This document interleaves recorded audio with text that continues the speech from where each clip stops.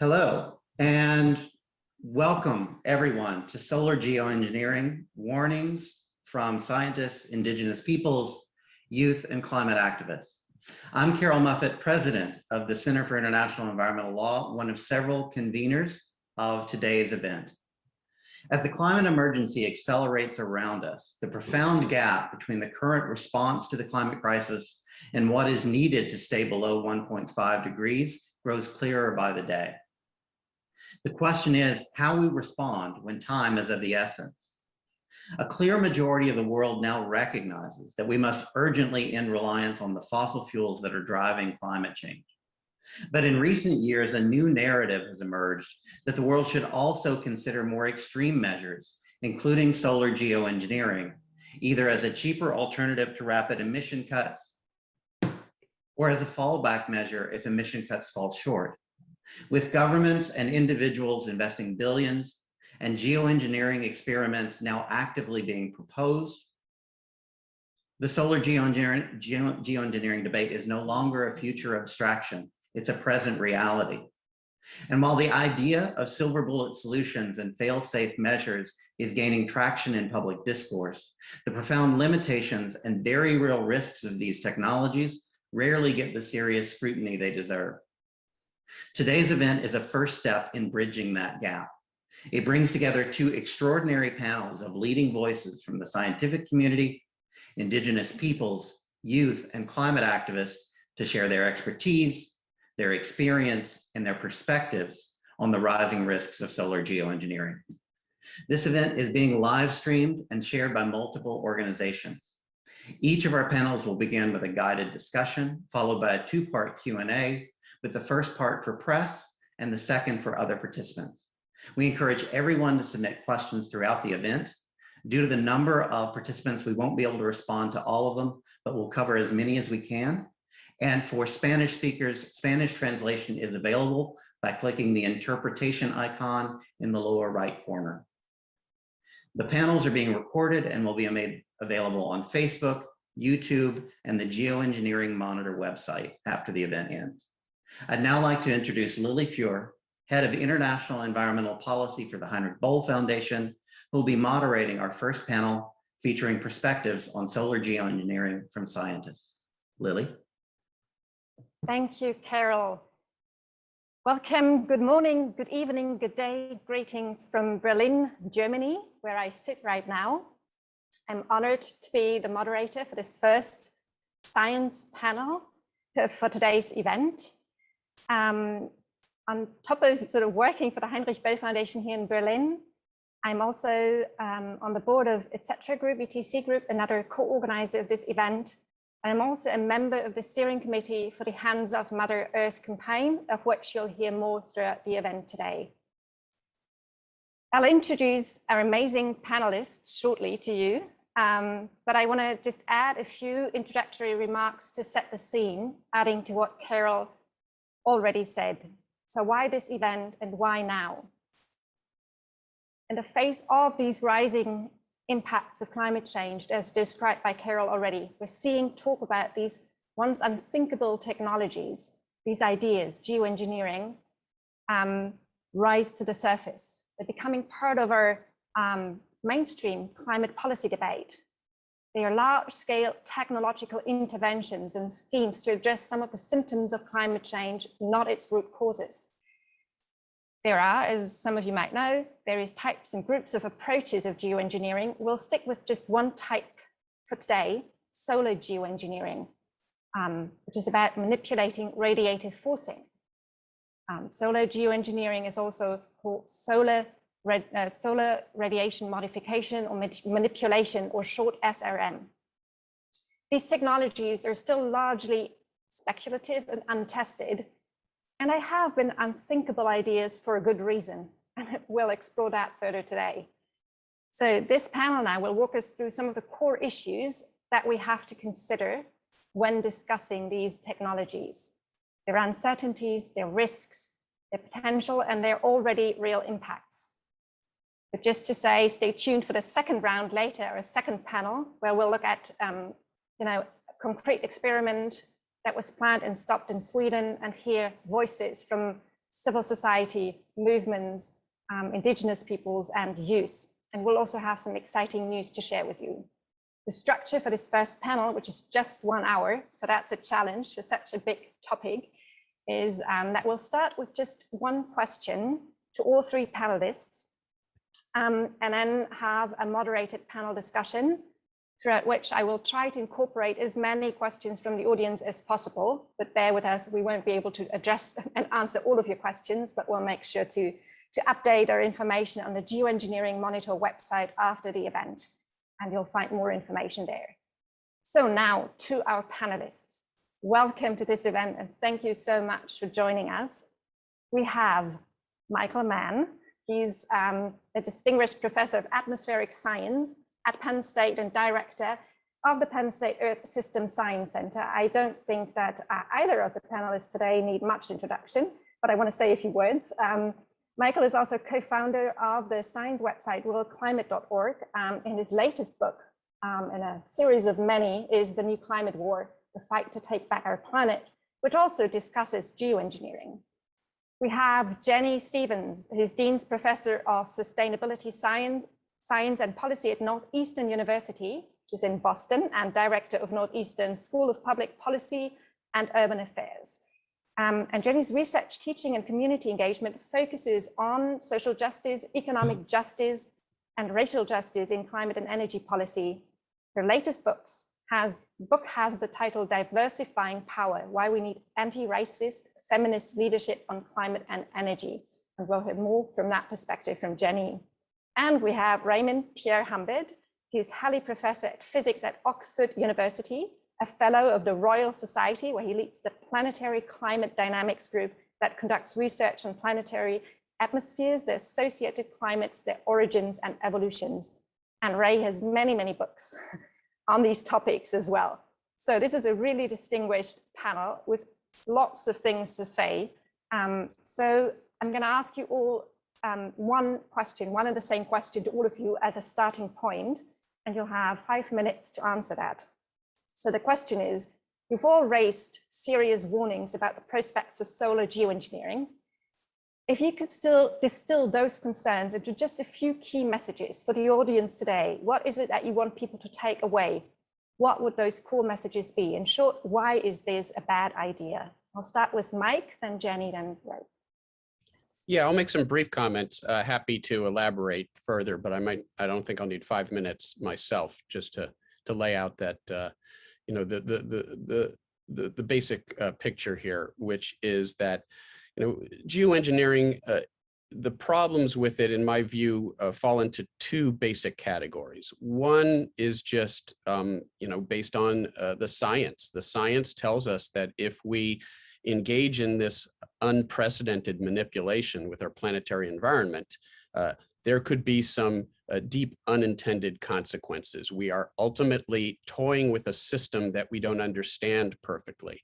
And the idea that we can cover up the effect of increased carbon pollution and the warming of the planet from that through some other unprecedented intervention with the system is, in my view, very foolish. And it's foolish because the science that we've done, the climate modeling experiments, and I know Ray and the others can speak to this as well, the climate modeling experiments that we have done suggest that if we were to try to block out the sunlight by shooting sulfate aerosols into the stratosphere to mimic what a volcanic eruption does, but we do this on essentially a perpetual basis. It would be the equivalent of a Mount Pinatubo eruption, the big 1991 volcanic eruption of Mount Pinatubo in the Philippines. It would be like doing that every few years.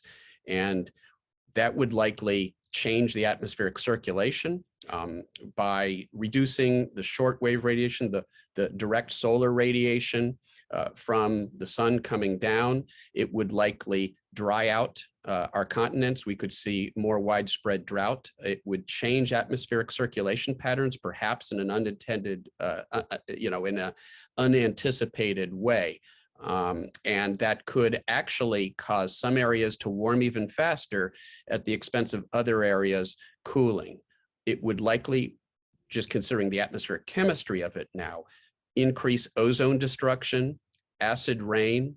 So this is, it harkens back to a nursery rhyme, or a song rather, that many of us here in the States learned when we were growing up. I'm not sure the Europeans in the audience will recognize it, but it starts out, there was an old lady who swallowed a fly.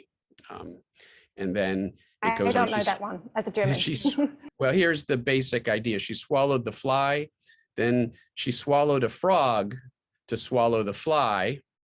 And she keeps on swallowing these larger and larger creatures until ultimately she ends up swallowing a horse. And what killed her, it wasn't the fly, it was the horse, of course. So beware of a cover-up of an intervention that could very well leave us worse off than we had started. So that's basically on the science side of it. And I know Ray will speak to this, and Jennie will probably speak to this as well. Then there is the other problem, which is sort of the political, the socio-political impacts of proposing these techno fixes. This idea that we can deploy this radical new technology maybe a decade down the road, 2 decades down the road, provides a crutch to polluters to say, look, we can continue burning fossil fuels because we've got a solution that we will deploy if we need to. That's the moral hazard. It potentially leads us down this path of ever greater engagement in this very dangerous intervention, sulfate aerosol geoengineering. We sometimes call it solar radiation management, but that's really a misnomer. It makes it sound like we've got our hands on the knob of the sun and we're just turning it down. That seems very inert. That seems very safe. That's not what we're doing. We're playing with atmospheric chemistry. We're playing with the large scale circulation of the atmosphere in an unprecedented way. It's anything but managing the problem. And so we're seeing polluters, and I'm sure we'll get into this, and I talk about this at some depth in the new climate war. This is one of the tactics in what I call the new climate war. One of the ways that polluters are trying to prevent us from moving away from fossil fuels, from which they profit greatly. And so they're offering up false solutions. And among the most pernicious of these false solutions is the promise of geoengineering. And it's not a coincidence that you've got people like Rex Tillerson, the former CEO of ExxonMobil, the world's largest fossil fuel company. You have people like him on record saying that this is just an engineering problem. And you've got people like Bill Gates now advocating this dangerous path forward, in part because they downplay the role that clean, renewable energy. We have a safe way to solve this problem. It's by getting off fossil fuels. It's by transitioning to renewable energy. And so the idea that we would instead take this extremely risky path is a foolish gambit, as I said before. And I'll leave my comments with that. Thank you, Michael.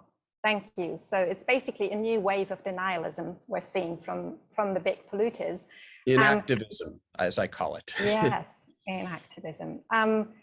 Jennie, so why, in your view, is this a bad idea? And I'm sure you'll speak to also some, which type of folks actually come up with these ideas. And we've seen, some of the wordings and frames that Michael has already described. So over to you. Yeah, well, thank you. And it's great to be part of this very important event, elevating the concerns and the risks here.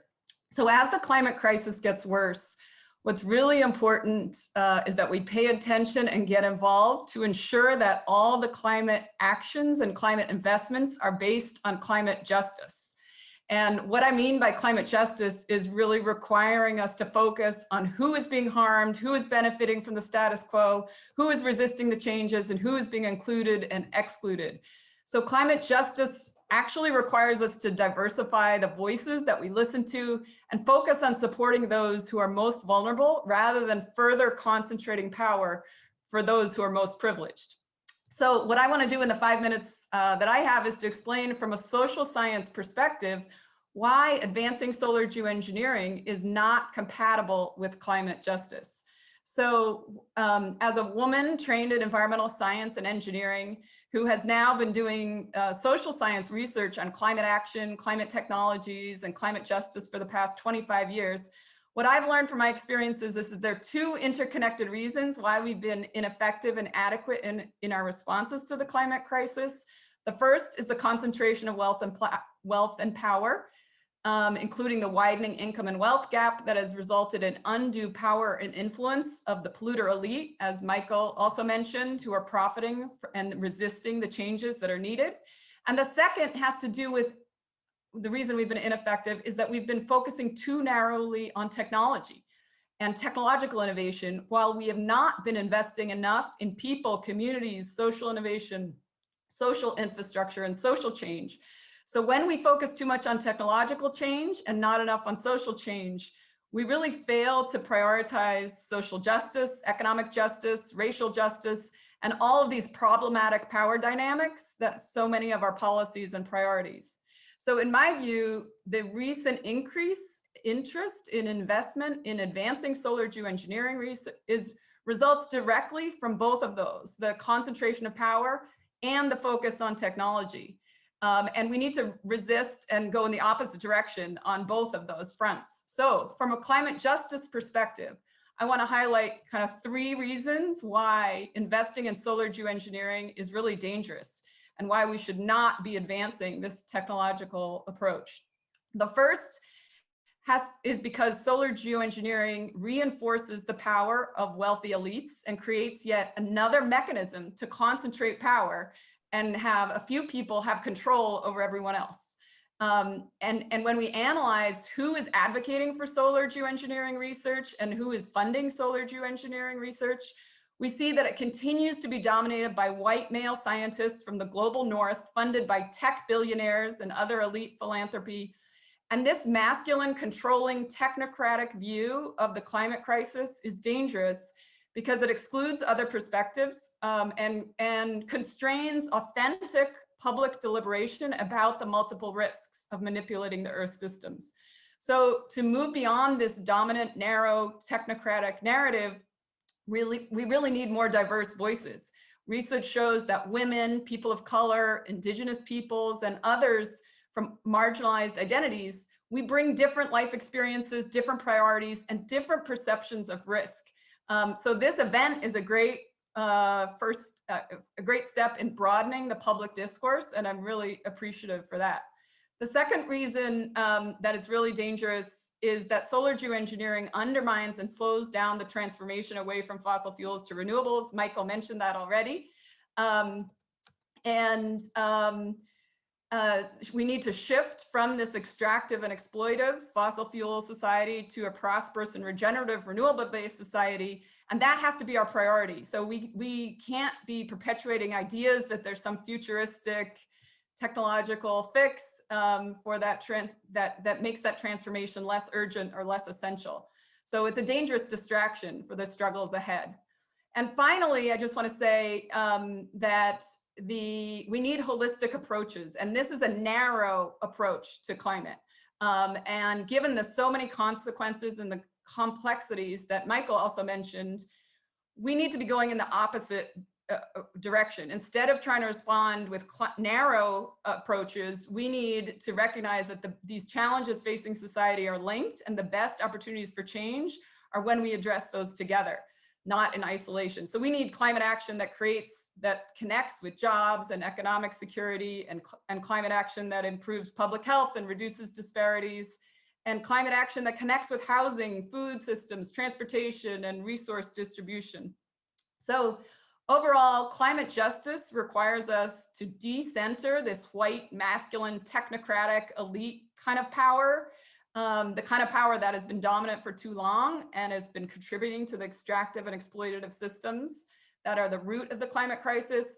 And climate justice requires us to prioritize systemic changes and societal transformation. And that means we must resist this narrow technological approach, including solar geoengineering. Thank you, Jenny. One point that really sticks with me is that those opposing geoengineering are often accused of taking options off the table. And you just really explained really well how actually promoting and researching geoengineering takes a lot of the other real solutions off the table. So that's a very, very important point. Thank you for highlighting that. Raymond, you're next. Thank you very much. So as has been hinted at before, the global warming problem, the climate crisis, is in essence a disease that's caused by the root cause of having too much carbon dioxide in the atmosphere. And solar geoengineering seeks to address it not by treating the root cause, which would require us to eliminate fossil fuel burning from our economies, but rather than treating the root cause, it treats a symptom. It's like taking painkillers. And we know from we know it's very, very clearly, if you treat a symptom and ignore the root cause for very long, the consequences are usually fatal. And the same applies to the climate system and the climate crisis. But I want to focus on one particular way in which treating the symptom rather than the root cause would lead to an extremely perilous future. And this reason alone that I'm about to explain is sufficient to prove that there is essentially no future in which any kind of solar geoengineering could conceivably play a significant role in the portfolio of responses to the climate crisis. And that's what I call the problem of millennial commitment and mismatch in timescale. So the first thing to know about carbon dioxide is that it's removed from the atmosphere very, very slowly by geological processes. The carbon dioxide that we have put in the atmosphere so far has ratcheted up the temperature of the planet. And the temperature of the planet won't recover for thousands and thousands of years after we have stopped emitting carbon dioxide. And the more we emit carbon dioxide, the more we essentially irreversibly ratchet up the temperature. And there's no going back from that underlying temperature set point that we're doing. Now, what happens if you ignore the root cause, but try to just cool down the planet by shooting some chemicals up into the stratosphere that reflect some sunlight and cool it down? Well, you probably can cause some global mean cooling, but people don't live in an average climate. They live in the climate of their region. These regional climate disruptions could be extremely severe and extremely adverse. But what's even worse is that the particles, the chemicals you shoot up into the stratosphere, into the upper atmosphere to cause more reflection of sunlight, only stay up there for a year or two. So that means you're taking a root cause that continues to harm the globe for thousands of years, and you're trying to cancel out with something that has to be maintained each and every year. And what's worse, because carbon dioxide accumulates in the atmosphere, then each year that you treat the symptom with solar geoengineering instead of addressing the root cause, which is carbon dioxide emissions, the amount of solar geoengineering you do has to be increased. And then what happens if suddenly something happens? You find adverse side effects. There's a climate-induced war because people can't agree on what kind of climate they want. There's a world depression. There's a world war. Who knows what? A lot can happen. Election in a country. Elections that can put somebody with really bad judgment into power. Any of those things could actually force a disruption, an unplanned disruption, a termination of solar geoengineering. And at that point, you have hundred or possibly hundreds of years of pent-up global warming, which hits you in the face in a matter of a decade or so. It's in many ways worse even than the threat of global thermonuclear war in terms of the possible loss of life and the amount of the proportion of the world that this would affect. So that's what I call termination shock, and it's an absolutely outrageous sort of commitment to lay on future generations, to say that we are going to do something for our own benefit right now so we can continue emitting fossil fuels, emitting carbon dioxide from fossil fuels, and make a few people richer. At the same time, a lot of other people are not getting richer and enjoying the benefits of growing economies. And we'll do that at the cost of hoping that the next 10,000 years or so of humanity will continue maintaining this technological intervention without fail. And that's just an outrageous sort of intergenerational burden to put on the future generations. And there are many other things that will probably come out in this discussion that say that solar geoengineering is just a completely ludicrous idea and an absolutely preposterous disruption to the only one business that there is in the climate crisis, which is to get the carbon dioxide emissions down to zero as soon as we possibly can.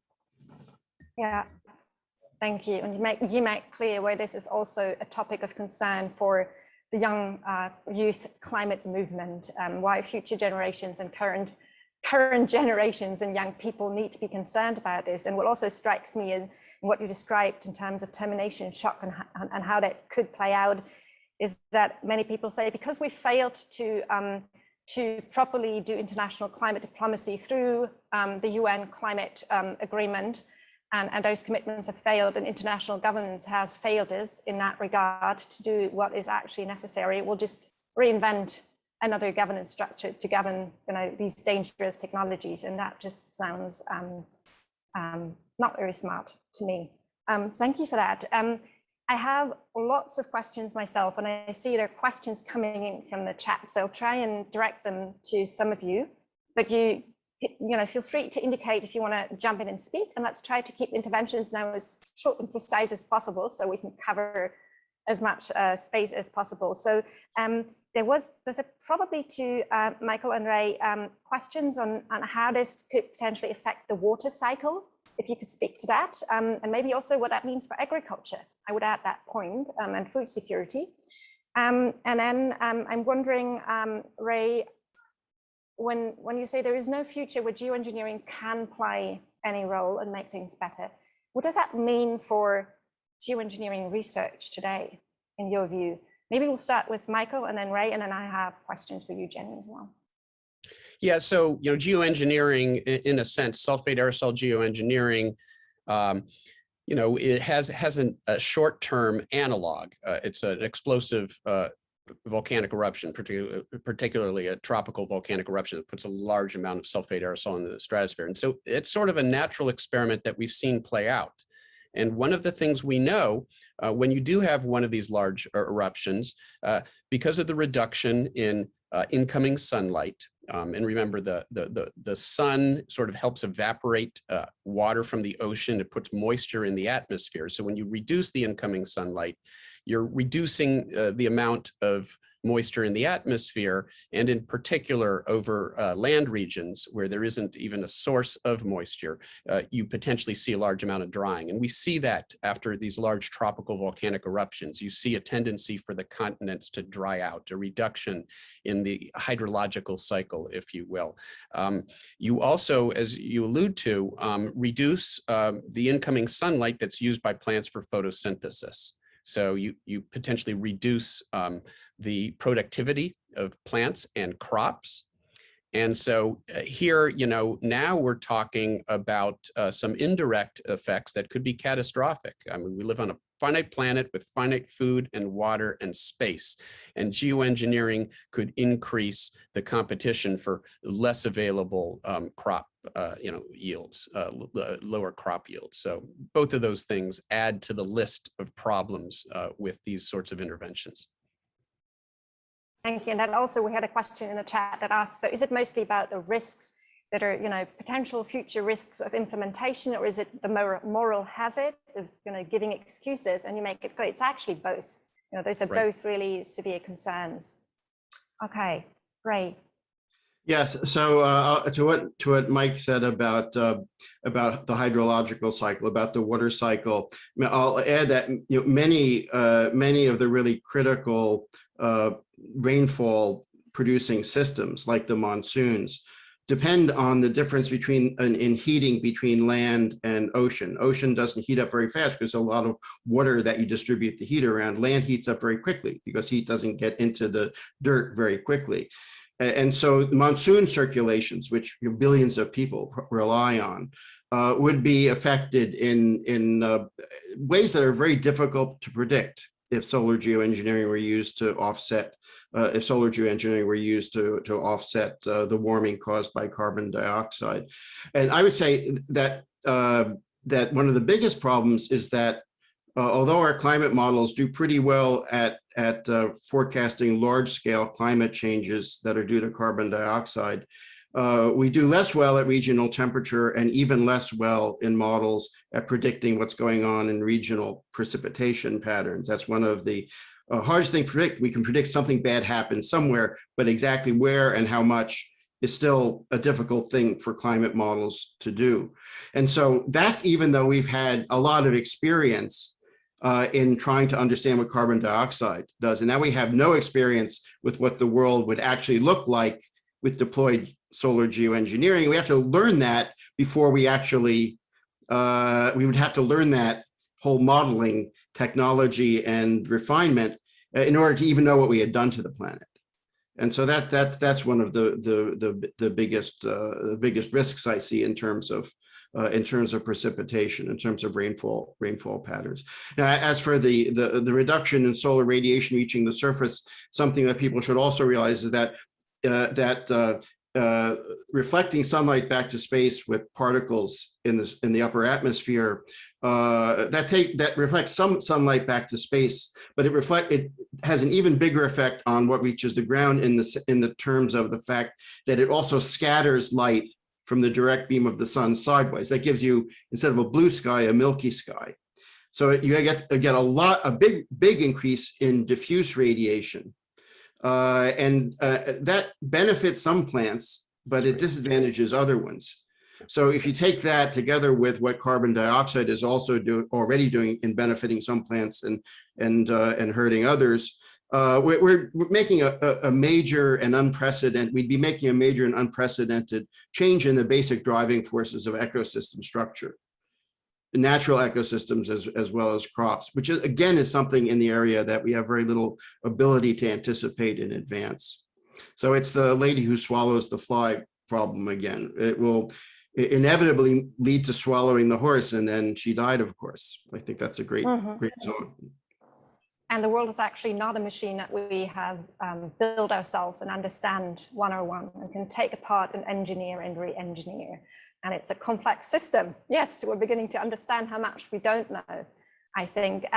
Ray, can you just speak a little bit to the other question I had on when there's no future for geoengineering that we can imagine, then what does that mean for research today? Oh yes, yeah. So you know, most of the serious scientists I know who are advocating research on solar geoengineering are not saying this is something we should deploy instead of reducing carbon dioxide. Now, of course, if they develop the technology, it won't be their choice whether somebody deploys it or not. So that's not much of an argument. But the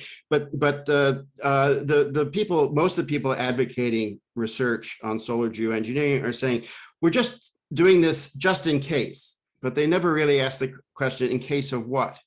What are the scenarios in which you actually could deploy it? If there is really no reasonable scenario where this can contribute significantly to addressing the problem of the climate crisis, why do the research? Because we know the research has risks in terms of moral hazard, in terms of developing technology that somebody else could easily deploy, even if the scientists who developed it don't think it should be deployed, even if we find even more reasons that it's dangerous.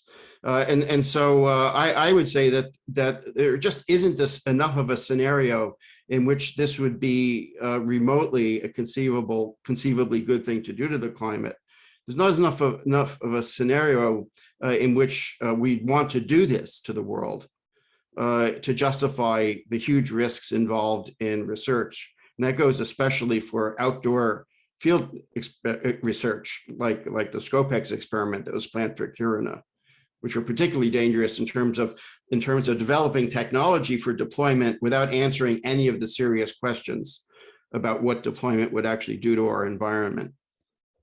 I've Yeah, got a follow thank- up, I but I'd know- like to let Jennie speak first because she hasn't Yeah, had I a was. chance. Yeah, I can see that you want to speak, Michael. I will come to you. I just want to, before you speak, Jennie, just say for those who are not so familiar with the issues. So the Scopex experiment is a proposed. It's a research project, a proposed outdoor experiment for stratospheric aerosol injection. So solar geoengineering of the type that we've described here on the panel.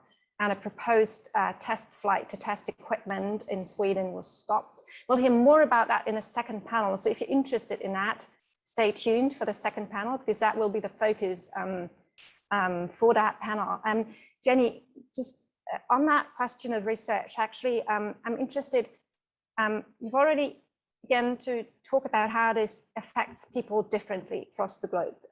Raymond described how it's very hard to predict how this is, how this would affect whom on the planet. These models are not very reliable.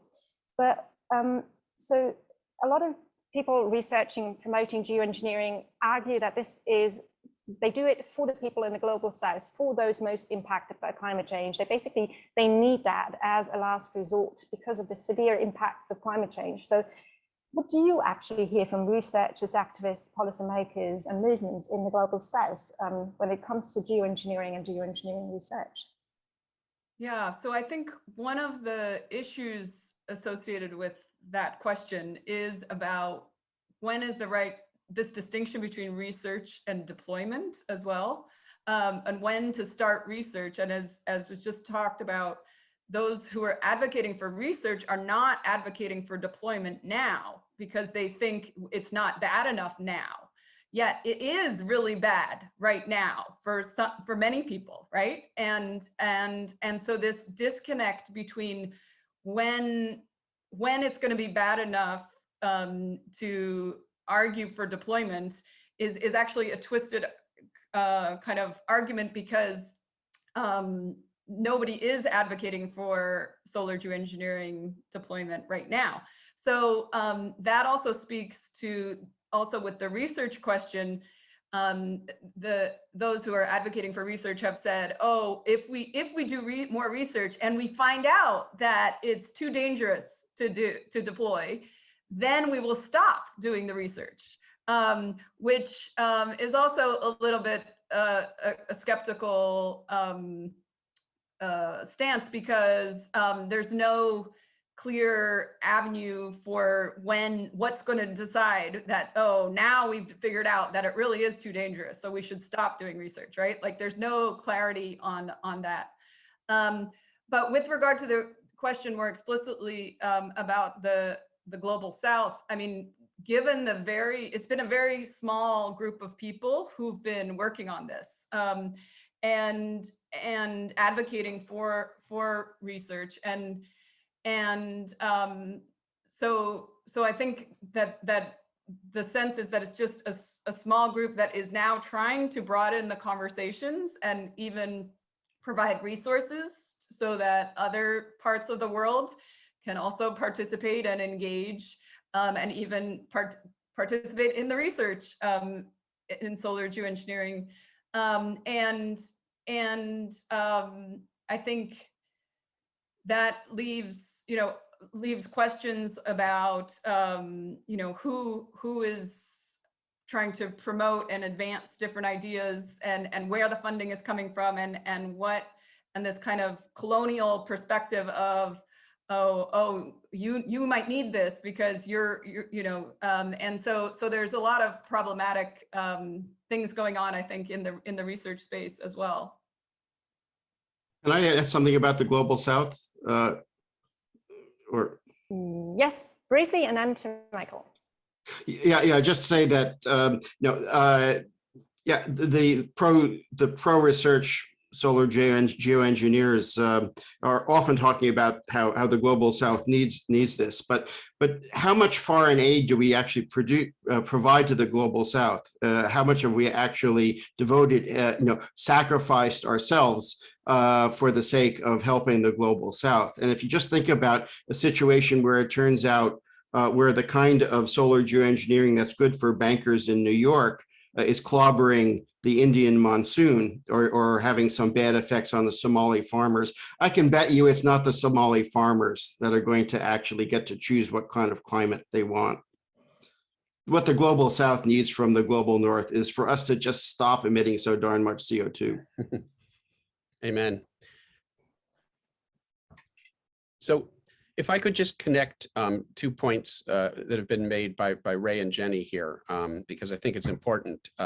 This idea that we can, if we find out that it's producing, negative responses and impacts, we'll just stop doing it.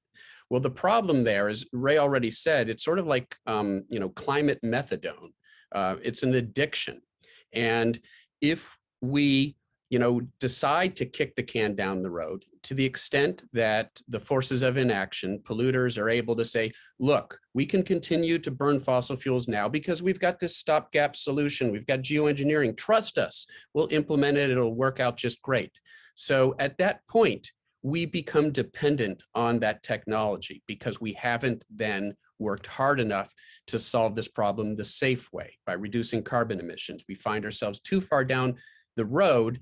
And so, as Ray has used this analogy, it's sort of like, okay, well, if we find out that, the medical apparatus isn't working, we can remove the life support. The problem is when you remove the life support, you die. We become dependent on this technology. And if it proves to be disastrous, then we're in a lose-lose scenario.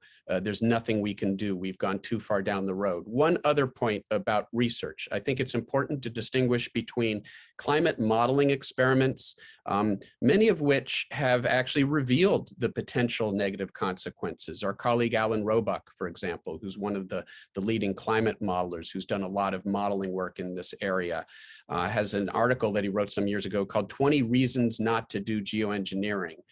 It's because of the model simulations that he's done and others have done that we understand some of the real potential unintended consequences of implementation. So that's the modeling work, and we should do it if for no other reason because it can actually reveal the problems, reveal the risks and the threats. That's very different from actual field work and implementation. And one of the things I find really troubling is that some of our colleagues who are very geoengineering, who are sort of geoengineering promoters have in fact already begun to construct planning documents for how this would be done. They have for-profit companies that they've started that would actually implement that technology. And so there are huge conflicts of interest here. And that's also true with people like Bill Gates, who have been funding this research and once again have for-profit ventures that stand to benefit if we go down that road. I can think of no better example of moral hazard than that. Thank you. So I just want to invite the audience to send their questions in. We're receiving questions from a number of sources, and I'll try to prioritize questions from press because we've invited press to this event. And many questions already, but just so we're screening them, and I'm taking them up as we go along. So please put in your questions. And we do have a couple more that I think are definitely worthwhile exploring. One is if you could, that would probably be Ray or Michael, to speak a bit more about the impacts of sulfate aerosols and what that does if we were to experiment with that technology. And I'm also wondering if you could talk about if this is actually a technology that can be tested ever, if we can ever do research that would give us any certainty that this would work, because my understanding is that that's not possible. So maybe you can speak to that. And there are other questions, so you can think about that, Jennie already, and others if you'd like to. So how can we prevent those promoting these technologies like Bill Gates and others? How can we prevent them from pursuing that? So what are the strategies? People are getting interested in actions and movement building here. So who wants to start? Oh, you mentioned Ray about the impact of the aerosols, please. Yeah. Okay. Yeah. Yeah,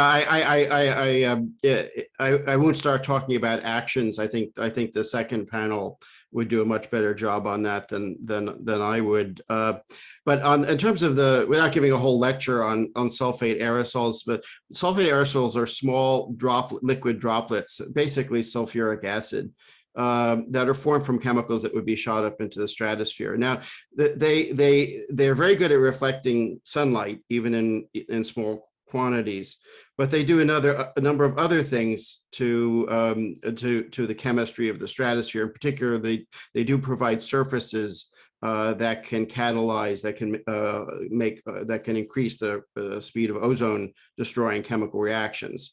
That's special to the sulfate aerosols and a few other kinds of particles.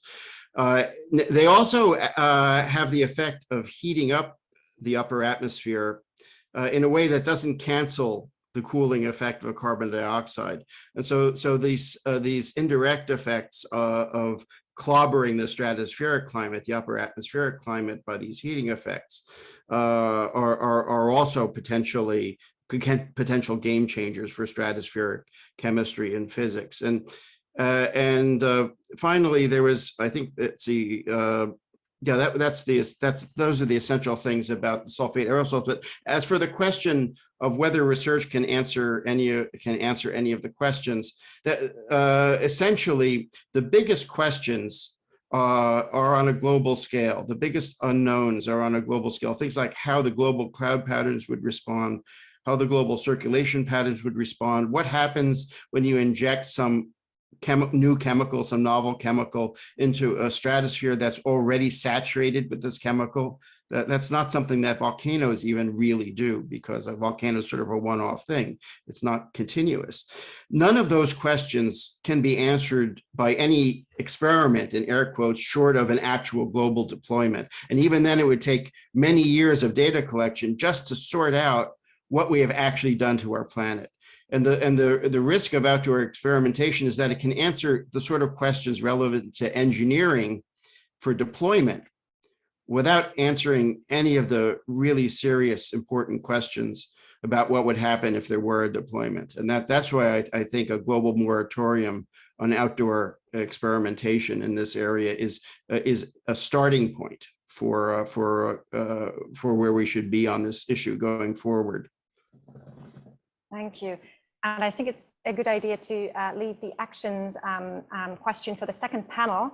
When I look at the questions coming in, I see there are a few related to the US. And since we've got a panel here that knows a lot about the US, and there have been recent developments, I'd like to pose this question maybe to Michael. So there's been a recent report by the National Academies of Sciences in the US on these technologies, and there is a call to invest up to $200 million over 5 years into research, so a public research program.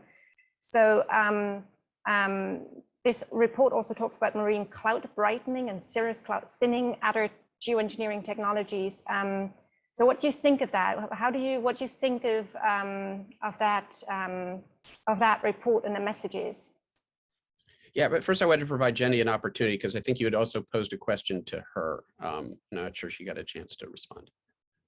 Yeah, well, I could respond to both of those briefly. I wanted to just acknowledge the Bill Gates question and how to get the tech billionaires to invest in other ways of climate action instead of solar geoengineering.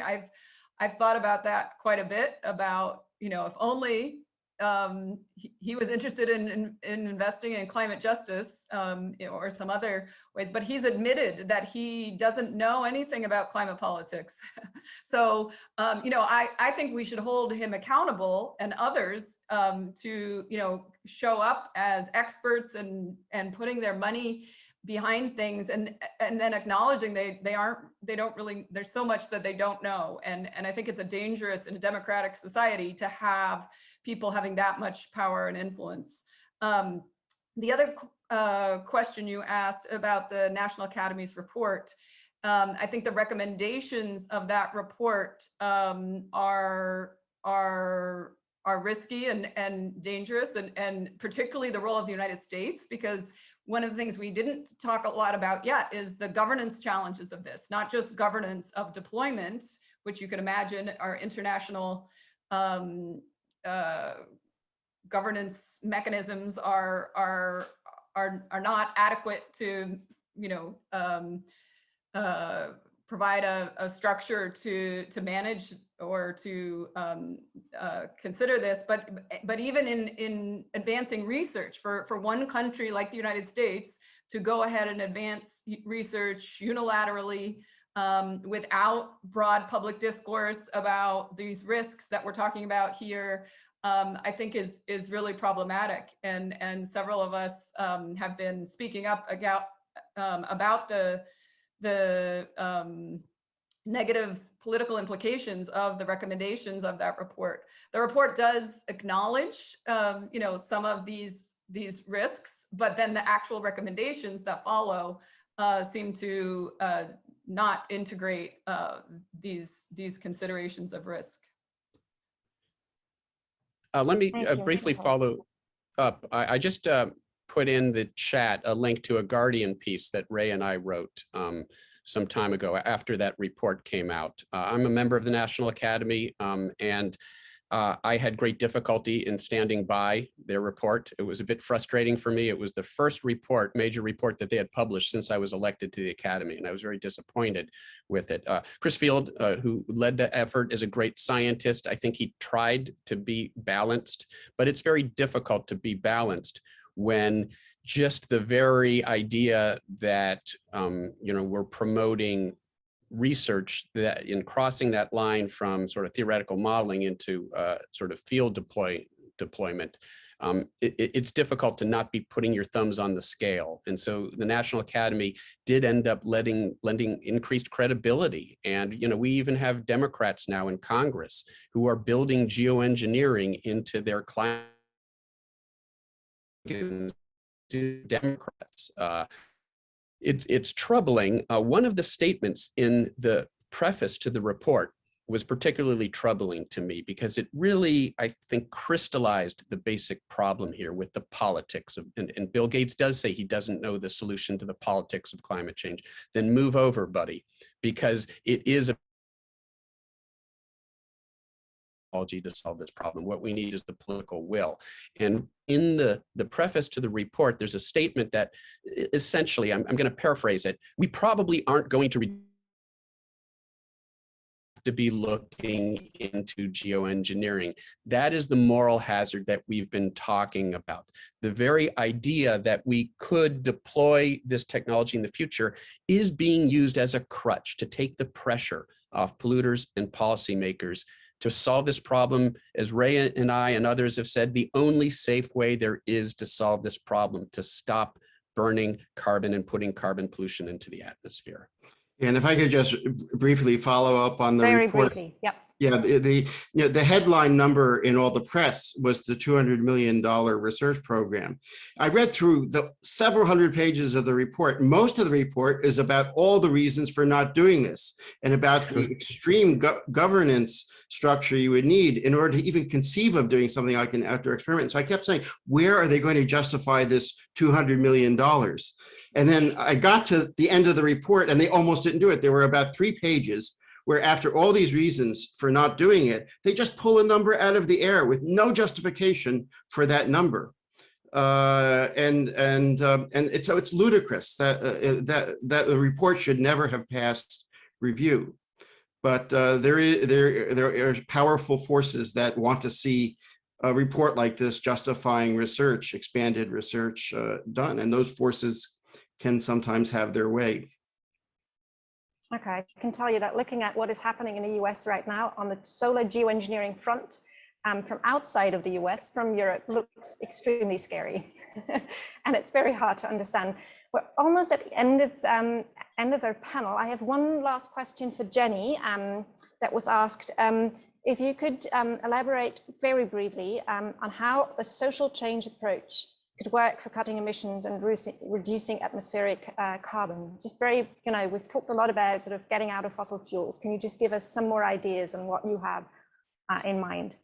Absolutely. So I think just focusing on decarbonization and CO2 emission reductions and on its own is is ineffective and inefficient, because that's not what most people wake up every day worrying about. So what we need to do is connect decarbonization and the transformation away from fossil fuels to a renewable-based society, to jobs and economic justice, to housing and transportation, to health and food systems. And so we need to take a more holistic approach. And so that's what climate justice policies are all about. And that's where we have a real opportunity. And that's where the climate crisis is actually an opportunity to take away and reverse this concentration of wealth and power by holding these polluter elite accountable and redistributing power, literally and figuratively, through a renewable transformation. Thank you so much. I know we haven't been able to answer all of the questions, and we'll try to see if some of the panelists here can still answer some of the questions in the Q&A box in writing when we close here for this session. I have one last question for you, or actually you can pick. I've got two and you've got 1 minute. Just pick one of those two questions for a final round. Either just share again, what is the one most important warning when facing the idea of solar geoengineering that you want us to keep in mind after today's event? What's the one most important thing? My other question, but don't try and do both, is a lot of, not many scientists have actually been outspoken on this topic.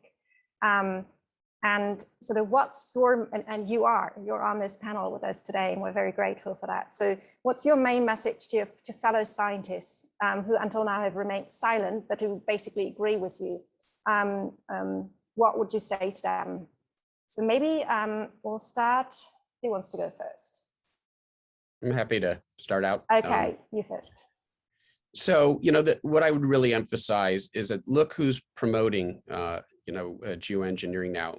What you have are, people like Australian Prime Minister Scott Morrison, who's saying, look, we will solve this problem through future technology, geoengineering, and they're using it as an excuse for not putting forward credible pledges right now to bring carbon emissions down. And so let's understand that geoengineering, whether we like it or not, and it's beyond our control at this point, it will be used as a crutch for inaction, for current day inaction, and promoting geoengineering thus plays into the tactics of what I call the new climate war, kicking the can down the road, committing us to catastrophic warming based on the false promise of a future solution. And it's not a coincidence that you've got people like Rex Tillerson and Bill Gates. These are the people promoting it.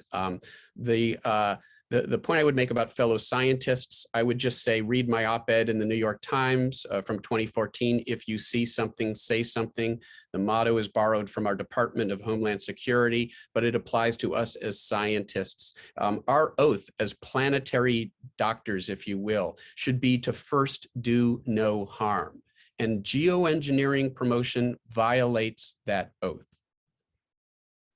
Yeah, and I would just add very quickly to get involved and resist and speak up and hold people accountable, and particularly the focusing on the transformation away from fossil fuels is essential, and don't let the geoengineering get into the mainstream even more than it already has. So I think, and similarly to other scientists, I would echo what Michael said. It's our responsibility to speak up and to get involved and to share what our research shows, and then make that connection with policy. Thank you. Ray. Yeah, and I would just say the most pernicious misunderstanding of geoengineering, solar geoengineering that's out there is that this is something we can use to buy time. That's the word that's often used, to buy time to do something about carbon dioxide emissions. And that is just completely wrong because of what I said earlier, that once the carbon dioxide is emitted with known technology, you can't unemit it. So if you become dependent on solar geoengineering, you're dependent on doing it forever. It doesn't buy time. The only time to get carbon dioxide emission under control is right now and as soon as possible. It's not something that can be deferred. And so we just have to buckle down and do it because there is no plan B. We would like to think there was some plan B in case we don't succeed, but the only alternative is a completely hellish world that I don't think any of us would want to live in or any of us would want our descendants to live in. Thank you. This is the end of our first panel of this event. I would really like to thank all three of you for being here and sharing your knowledge, for being guardians of this planet. If you've watched carefully, you've seen some sneak preview of some of the panelists coming into the backstage already for the next part of the event.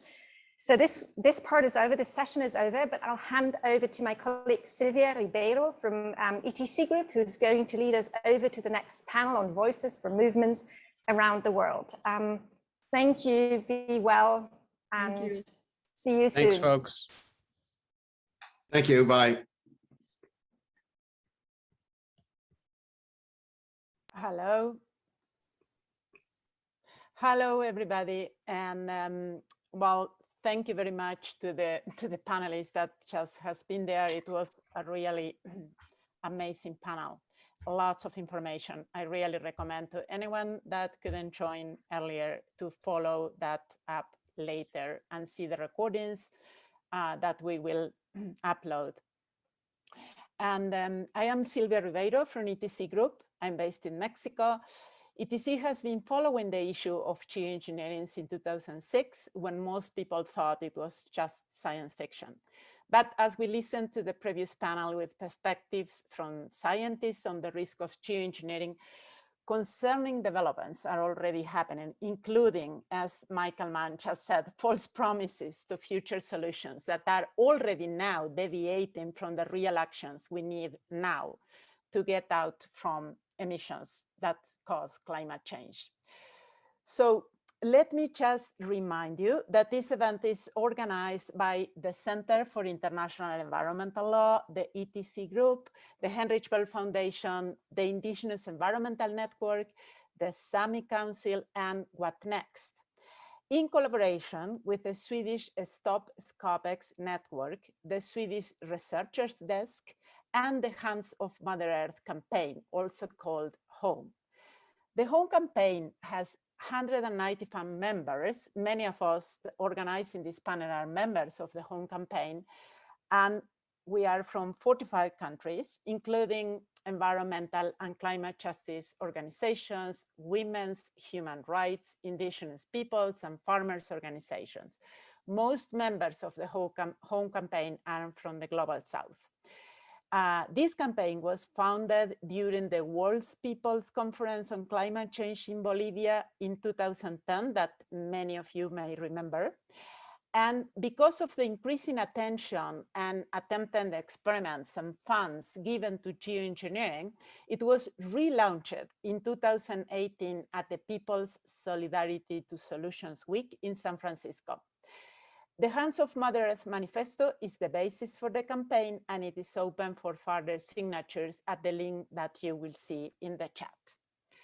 We will soon start a second really exciting and important panel with voices from movements, indigenous peoples, youth and climate activists on solar geoengineering. I will now hand over soon the floor to Niklas Hallström from Sweden, who has been instrumental in the campaign to stop the Scopex geoengineering experiments there, and he will moderate and lead us through the movements panel. Before that, a really quick announcement for Spanish speakers. Buenos días, bienvenidas, bienvenidos. Pueden escuchar la traducción al castellano presionando el icono con un globo terráqueo, seleccionar el canal de castellano. Gracias.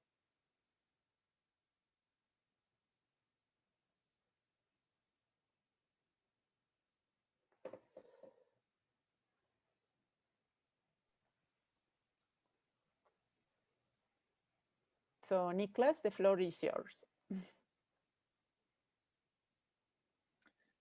Thank you, Sylvia, and welcome everyone to the second part of this this extraordinary event. I'm not sure if anybody has mentioned that everybody we invited to take part in these two panels accepted without exception. So I think that's probably a record, and it really shows how important this topic is for a lot of people to engage on.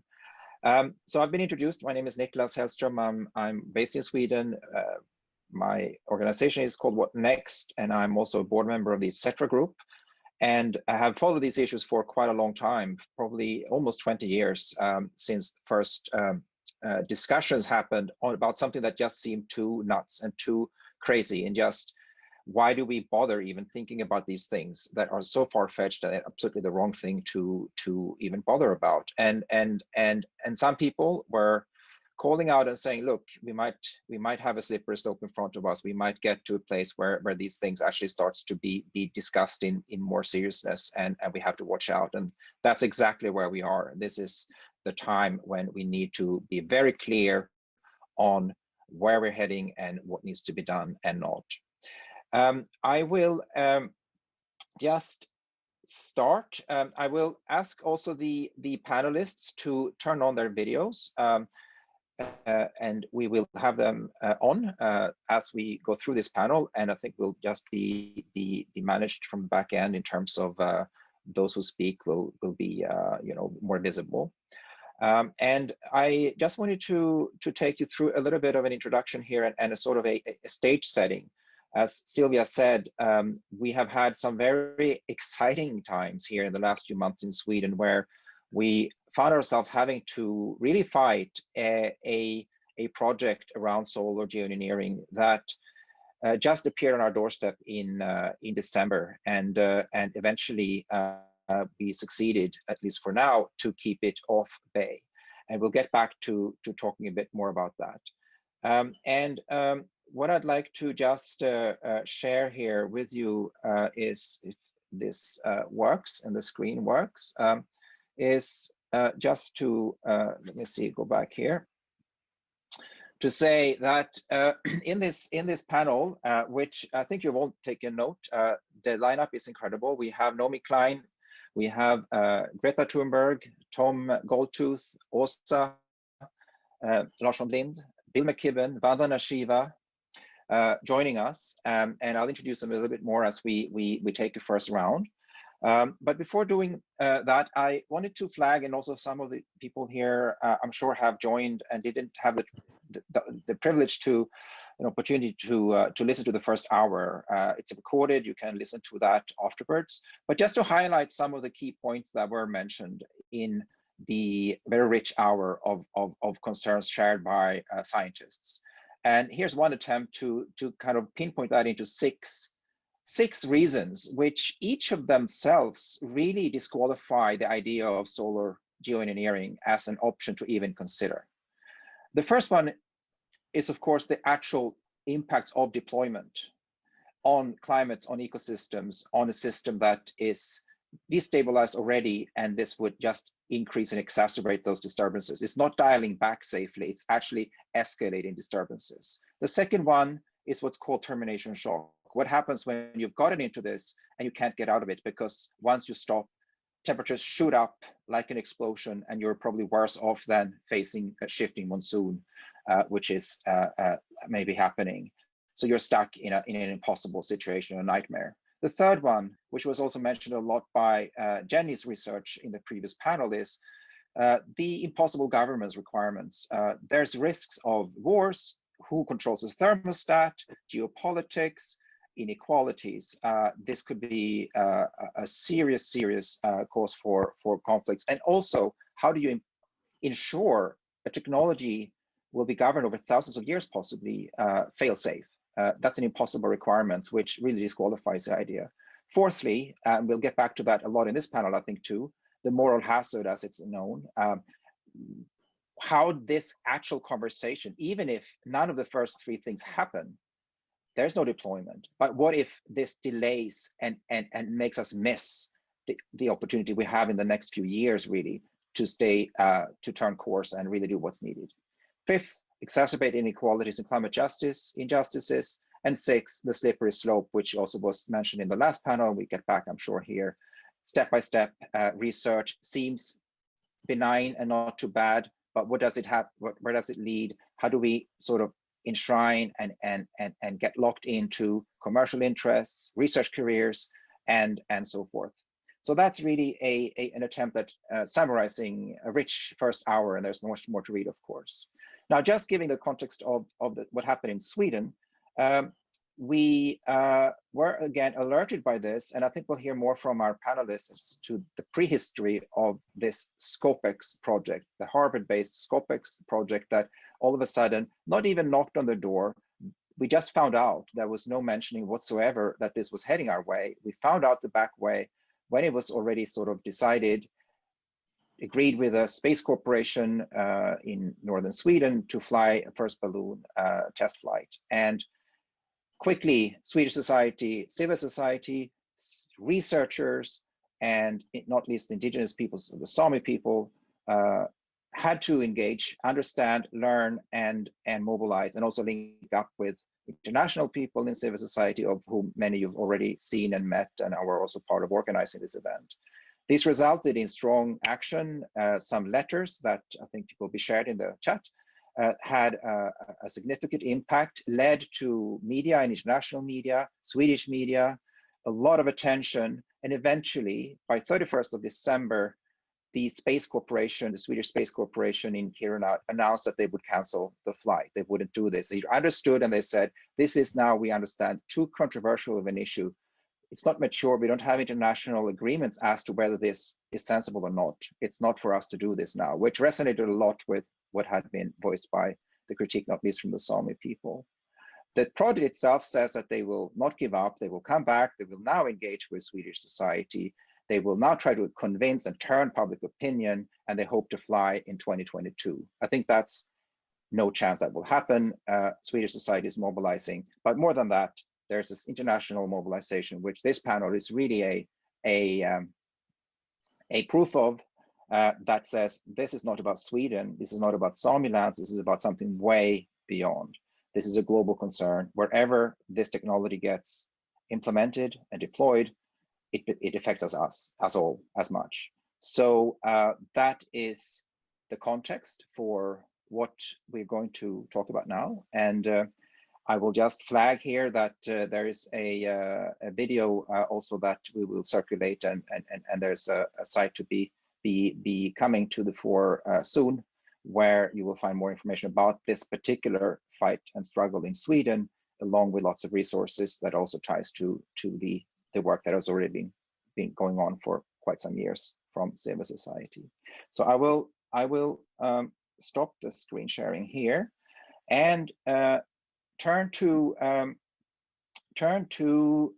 Åsa Larsson Blind, who is the first person in the lineup, this incredible lineup. And Åsa, you are a Sami reindeer owner. Sometimes I've talked with you and you're on the mountain and one hears the wind and you're out there doing what you I'm sure love the most, but you're also an amazing organizer and have a career also as first woman president of the Swedish Reindeer Association, Sami Association, and also has been the president of the Sami Council and is now vice president of the Sami Council. So very much engaged in indigenous people's circles globally, and took action very quickly. I think this issue was new to you. You hadn't been aware or engaged by the early part of the year, or late last year, but quickly learned a lot, engaged, and we'll hear more from our colleague Tom, hopefully, who is fighting a pipeline right now, in taking action. So I'd just to give you the floor first, and the way we do this is just have a few minutes for each person in the panel to elaborate on a certain different kinds of angles to this, and then we'll have another round, and you can also cross sort of reference and reflect on each other. So Åsa, I would like to just ask you, some initial reflections here on, why did you take such action so decisively, and how does this sort of resonate to your worldview as Sami people, and how do you see the sort of major concerns that triggered your incredible engagement on this issue. And I also think you have something to maybe share that is quite exciting in taking the fight forward. So Åsa, I'll give the floor to you. Thank you so much, Niklas, for that introduction. And at first, I just want to extend my thank you for the previous panel that was so important and raised so many important points for also setting the stage for our discussion. Yes, as Niklas said, we have, and I have had a very steep learning curve on this topic of solar geoengineering. We were at first initiated to this issue in February this year, when we found out that the planning of testing in Giron, in the heart of Sápmi, were ongoing. And we reacted quite instinctively. When we learned what the idea of solar geoengineering is and what they are attempting to do, we reacted instinctively because this goes against our worldview, that we as humans should live and adapt to nature, and that it goes against the respect of which we are taught to treat nature and Mother Earth. And it's the whole idea of that the line of thought that has put us actually in the climate crisis in the first place should also be the one thing taking us out of it. And there our position is clear, that now is the time for all society to listen to what Mother Earth is telling us and what nature is telling us. We need to take a step back now. And our focus should be on finding a way to a sustainable, climate-friendly society. And this is why we have reacted and again engaged ourselves in this together with other organizations and allies, with the result of the cancellation of the tests in Giron. But now when we have engaged ourselves in this issue, our position is clear, that this technology, the solar geoengineering, that is not a part of our chosen future. So this is also why we have taken the initiative to gather Indigenous peoples from all around the world in a joint letter to the Harvard University, urging them to put a stop to the Scopex project.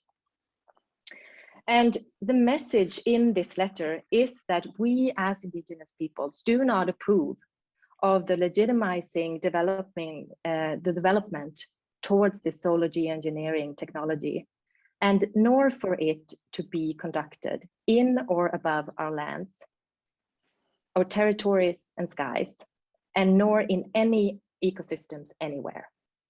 So this is our next step, to put a stop to the Scopex, because we need now a global discussion on this topic. That is that's for us evident. And there is not a time, it's not the time to start testing and developing this technology. And we have now about 30 Indigenous peoples organizations from all around the world that have signed this letter, and we will send this to Harvard this week. But in addition to this letter, we have also started an open call for support that is open for everyone to sign, and we have the petition on our website, and the links to this will be shared during this event. So everyone that will support and wants to support our Indigenous call to Harvard on this Scopex project is free to sign this petition and show your support. So this is also our way to raise our voice and to show that we as Indigenous peoples, we want to take part in the discussion of our future. This is our joint future we are talking about. And Indigenous peoples needs to be part of that discussion. And I will probably get the opportunity to come back to that, to talk about the need to also listen and to learn from the richness of Indigenous knowledge. So I will stop there. And I'm looking forward to hearing from the other panelists. Thank you.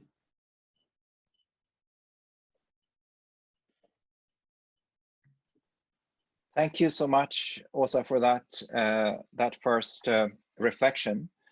And I think you've all seen the link in the chat to this, I think, extraordinary letter. It's a very powerful letter, and I think it is also a very educational letter. It speaks to a lot of dimensions that has been raised already in the first panel and by you now, and I think that's going to be very useful for not just Indigenous peoples whom you've approaching, but also the rest of us.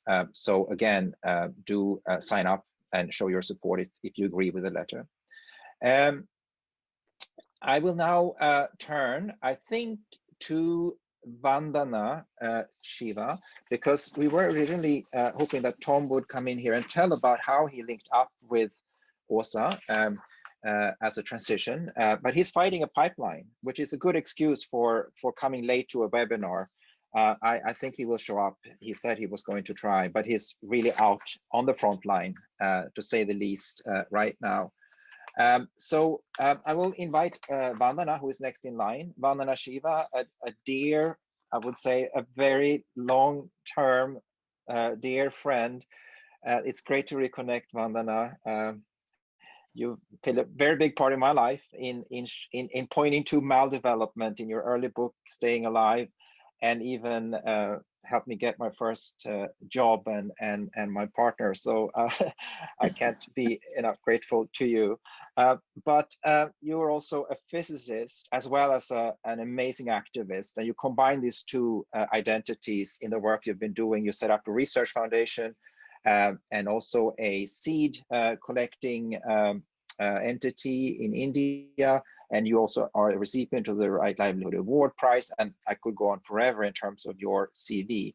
But I think you're also keen to share the sort of reflections on what's going on here. So we'll move to that, and you can add if you want to mention something more in terms of where you're from. But I'd invite you to do a first round of reflection here, and of course speak to what you think is most important to highlight. But I believe your understanding of a holistic science and seeing the reductionism and this dialing back the average temperature, as Ray said in the first panel, as if that's a problem. It's not a problem averages, it's a problem of complexity and systems that are getting more messed up the more we intervene at this level.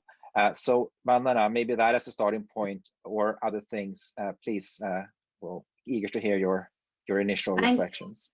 Thank you, Niklas. Greetings to all.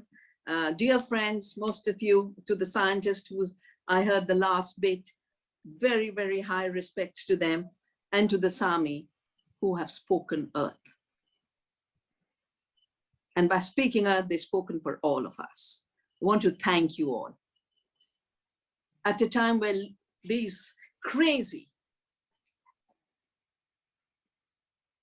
aggravation of climate change looked unstoppable, you have put a stop, and you've put in front the power of the earth, the power of Indigenous people, the power of women. So thank you, Åsa. Now, my understanding of climate change is that it's a pollution problem. We emitted greenhouse gases by burning dead carbon and fossil fuels, and they created a layer which was called the greenhouse effect, and that's why they call greenhouse gas emissions. And then you get climate change, but climate change is not a linear temperature increase, it's climate chaos. You don't know when the cyclone will come, you don't know when the drought will come, you don't know when in the hot tropics you'll get hailstorms, you don't know when in the deserts you'll get flood. It's climate chaos. It's scrambling Gaia's self-organizing systems of managing the climate. James Lovelock called her Gaia because he realized with his studies for NASA that the earth regulates her climate. And just like our bodies in health regulate our metabolism, it's when we eat junk food, we get diabetes, a metabolic disorder, and the junk food that the earth has been fed on with fossil fuels and greenhouse gas emissions is the climate problem. This so-called experiment, it's stratospheric controlled perturbation experiment. Every word is a nonsense. It's not controlled. You don't have a containment. Controlled experiments are done with boundary conditions. Perturbations are small disturbances. You are adding pollution to the existing pollutions, creating the same instability. So pollution for a pollution problem, deliberate climate change as a solution to climate change is not just insane, but it is, as Einstein said, repeating the mindset that got you into the crisis in the first place. And what is that mindset? A mechanistic worldview, the idea of mastery and control, and engineering solutions for everything living. The first reason why it's not controlled is you are using sulfates. And sulfates are going to come down on Earth as sulfuric acid and acid rain. It is not part of the parameters they're even thinking about. But the two other aspects that they're not thinking about is the sunshine is the primary source of energy for life on Earth. When the sun shines on this green leaf, with chlorophyll, we get photosynthesis. We get the amazing capacity of this leaf to absorb carbon dioxide and give us oxygen, but give us carbohydrates. Blocking the sun means blocking photosynthesis. Blocking the sun means putting food production and food security at risk, and the grazing of the reindeer at risk. And you don't know, it's totally unpredictable what it's going to do. But it's doubly wrong because this green leaf is the alternative to fossil fuels.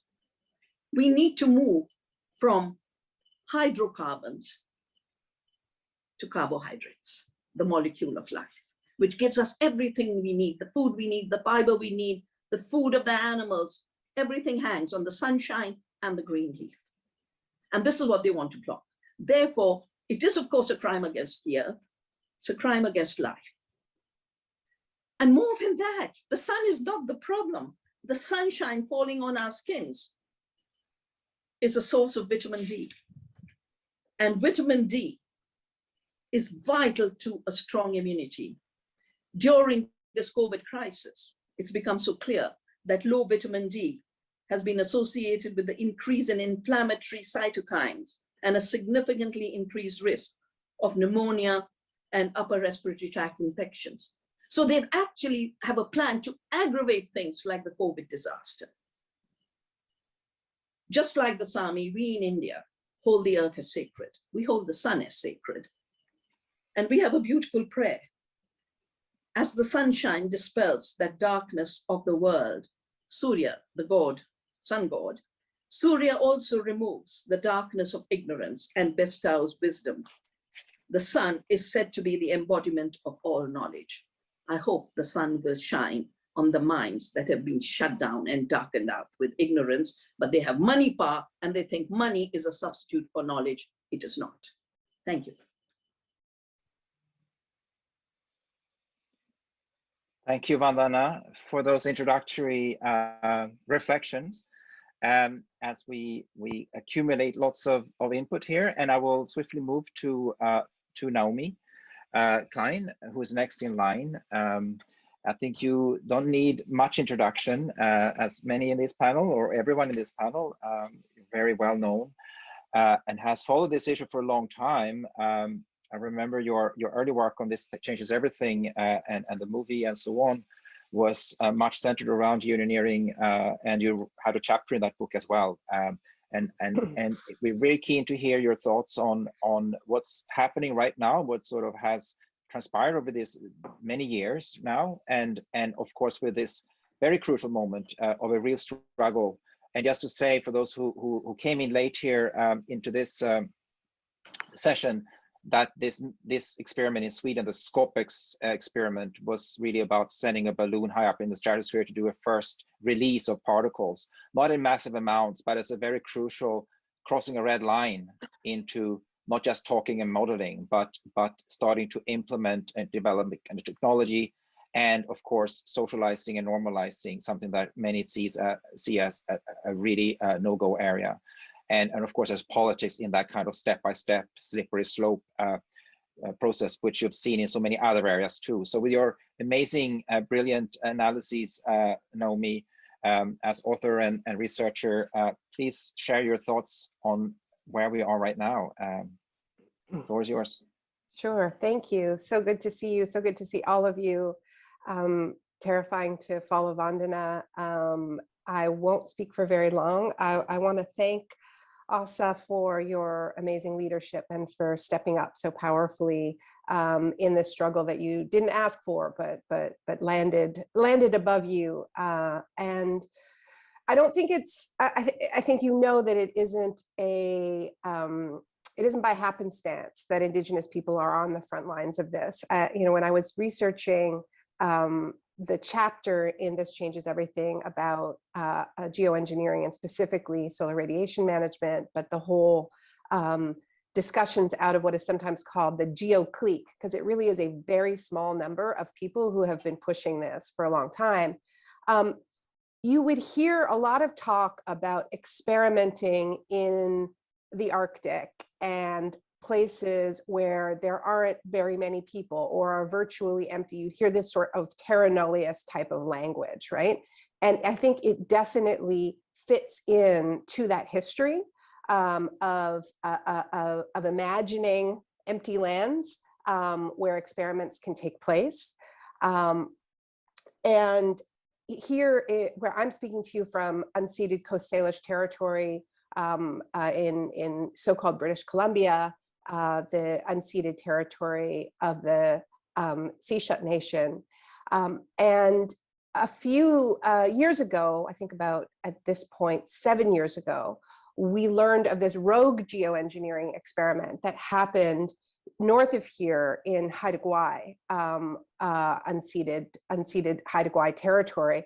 And it was this rogue engineering entrepreneur that was selling kind of this promise, a false promise of carbon credits for the Haida's protection of their forests, if they allowed him to dump a whole bunch of iron filings in the ocean, which he claimed had proven that if you do this, you'll have this algae bloom. But once again, it was Indigenous people. He did not have the consent of the true leadership of the Haida, and this kind of predatory terra nullius logics that this fits into. So I hesitate to say his name, but because he likes to fight. But David Keith is a fellow Canadian, and you know the legitimacy of this project that he is leading at Harvard. A lot of it comes from the name Harvard. And Bill couldn't talk about that as a Harvard alum.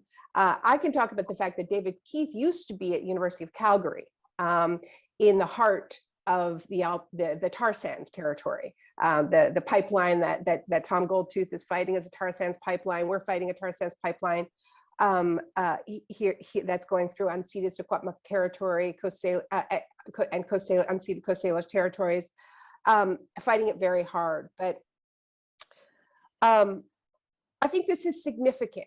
This is significant because David Keith is in business with tar sands companies. His private company, which is an air capture company called Carbon Engineering, the two major funders for carbon engineering, and this is different from his solar radiation management research. He also has this side business, and this was mentioned I believe by Michael Mann in the earlier panel, that there are all these conflicts of interest where the scientists who are pushing this most aggressively have their own private companies which benefit from the normalization of the idea of a techno fix, right? So David Keith has this company, Carbon Engineering, which proposes not to pull carbon out of the atmosphere through the brilliance of plants and trees, as Vandana has been talking about for so long, but to build horrific metal contraptions to suck it out of the air, requiring massive mining. So you have the not only do we have this proposal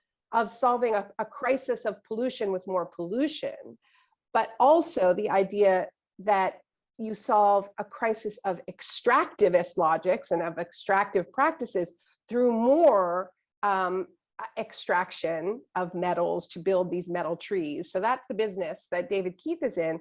And his two main funders to get this off the ground were Bill Gates and a guy named Murray Edwards. Murray Edwards is probably the richest man in the Alberta tar sands. He has a company that is one of the major players in extracting bitumen from the Alberta tar sands. So what's his interest in geoengineering? It's obvious. It is that moral hazard that so long as you're holding up the promise of a techno fix, then you can keep digging it up. You can keep digging it up and you keep laying these pipelines. So it is all, I think, really connected, and I think it is really relevant that David Keith, though he certainly identifies as an environmentalist and is certainly worried about the climate crisis, is so actively in business with one of the major drivers of said climate crisis. So not just any old billionaire like Bill Gates, but somebody so embedded in the tar sands. And I think just one of the things that I would throw out is you hear a lot, and we talked about this in the earlier panel, that a lot of this is being done in the name of the global South, in the name of the people who are on the front lines. But I think if we really want to see how this would actually play out, look at vaccine apartheid. Why would we imagine that the same global order that is allowing the global South to die in massive numbers unnecessarily because of protections of intellectual property through publicly funded research, why would we imagine that anything would be different in the way these technologies would be deployed, that somehow it would be out of some benevolent concern for lives in the global South? And I'll end there. Thank you. Thank you, Naomi. That's great. A lot of additional input here, and it's of course embedding this in real politics and real people and real kinds of situations that is really unfolding here. And I really advise people to also look to the paper that Jennie Stevens wrote with Chemistry Prize in the last panel, which really speaks to this, also an academic piece that really looks to what partly what just talked about here, Naomi. And we'll get back.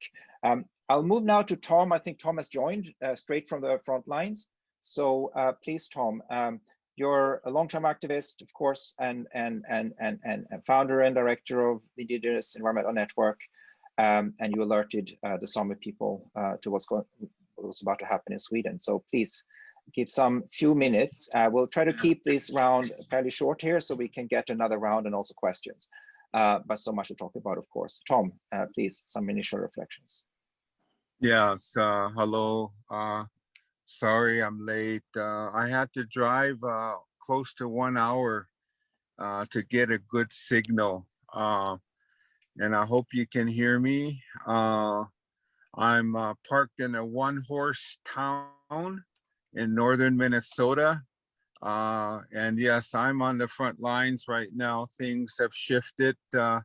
And so there's going to be a long-term occupation of this technology equipment coming in to drill underneath the Mississippi River.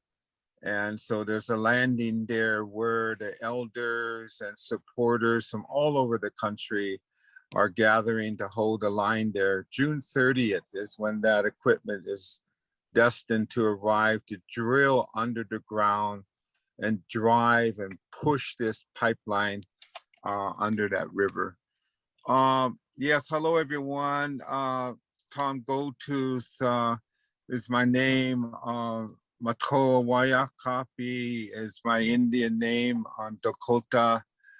From here in Minnesota, in fact, and Navajo, both Navajo from southern New Mexico, and our relatives up north are the northern Dene. I often say I'm southern Dene.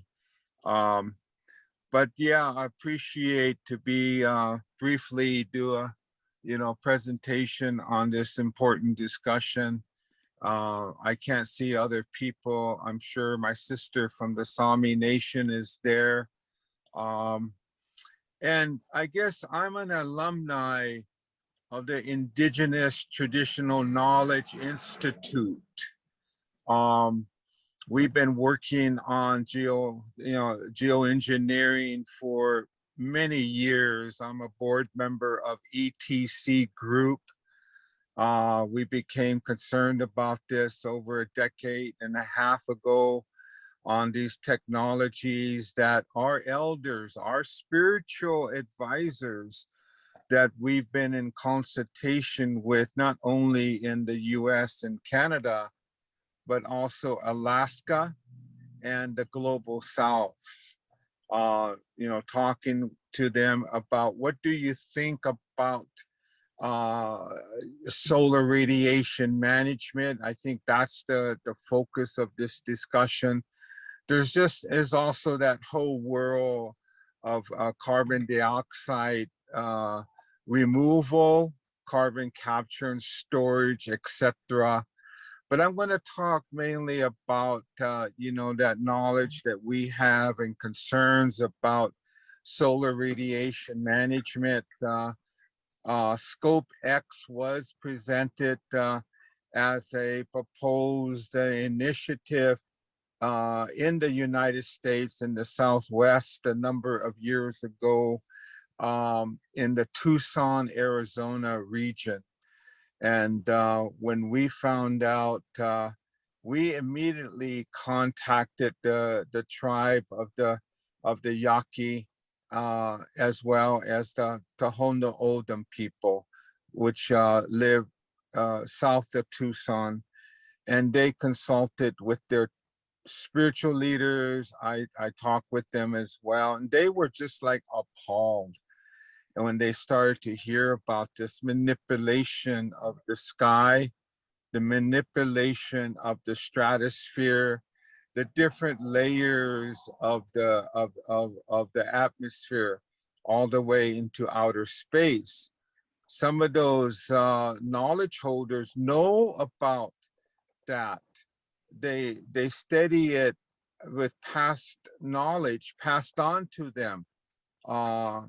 And they said this was a manipulation of the sacredness of the knowledge that they hold, and afraid that there could be many repercussions affecting their cultural practices, their farming, things that could not be answered by the scientists because they're still experimenting with these technologies. So that same situation came up on another project that I'm not going to talk much about, ICE 911, which is the Arctic project as well. We're just beginning to strengthen our outreach to those Inupiat, those peoples from that region who have a close relationship to the delicate ecosystem of the Arctic, with the seas, the ice, and and those people we've reached out to are similarly concerned. So it's this traditional knowledge of our indigenous peoples that we're trying to lift up to a world that doesn't value that knowledge. And some of these concerns we have, the Western form of science have no way of quantifying those spiritual and cultural values that we have to do those necessary assessments. And that same concern came to us in the project in Sweden, with that very important and special culture with the reindeer. And there's so many potential negative repercussions and risk that we feel would have a disproportionate burden on our indigenous peoples, but also other populations that have a close relationship to the land and the water. We have people down in southeast Minnesota that live next to Lake Elmo. And they were very concerned when we reached out to them. They are with the organization, the North American Water Office. Their home office is in Lake Elmo. They did not hear anything about this project doing experimentation on the lake down there. And they also are very concerned. So lack of consultation is a big concern with our indigenous peoples. We found that out with the Sami. We found that out in Tucson with the Tohono O'odham people. We found that out in Alaska with the Nupiat peoples. These projects have just, they're like keeping it a secret. And I don't know what they have to hide, but under international standards, under the tool of the UN Declaration on the Rights of Indigenous Peoples, our indigenous peoples in every region where we reside, including Sweden, have a right to be the provisions of FPIC, free, prior, and informed consent, and the right to give their consent to these kind of projects. So I just wanted to lift that up very quickly on the important values of indigenous knowledge that understands through thousands and thousands of years of our accumulation of our knowledge to the sacredness of Mother Earth and Father Sky. That's the delicate balance, and that society, humanity, and the Western sciences must not play God. They have to be held accountable to any technology that they're proposing. Enough damages have been done with the climate and the balance of our ecosystems, yes, but we do have solutions, definitely. So that's what I wanted to share with you, everyone here, and I'll stay on as long as I can here. Thank you. Great, Tom. Thanks for that. And I think what you raised here, of course, in terms of participation is very clear. It's been very, very striking how there's been very little participation or none. But I think also very importantly, as expressed in the Sami letters, is that this is something that is beyond participation. It's something that is just too dangerous to be done unless there is actual full global consensus that goes beyond even good consultations with people on the site. And I'd like to then hand over to Bill McKibben, writer, author, founder of 350. I think everybody knows you, Bill.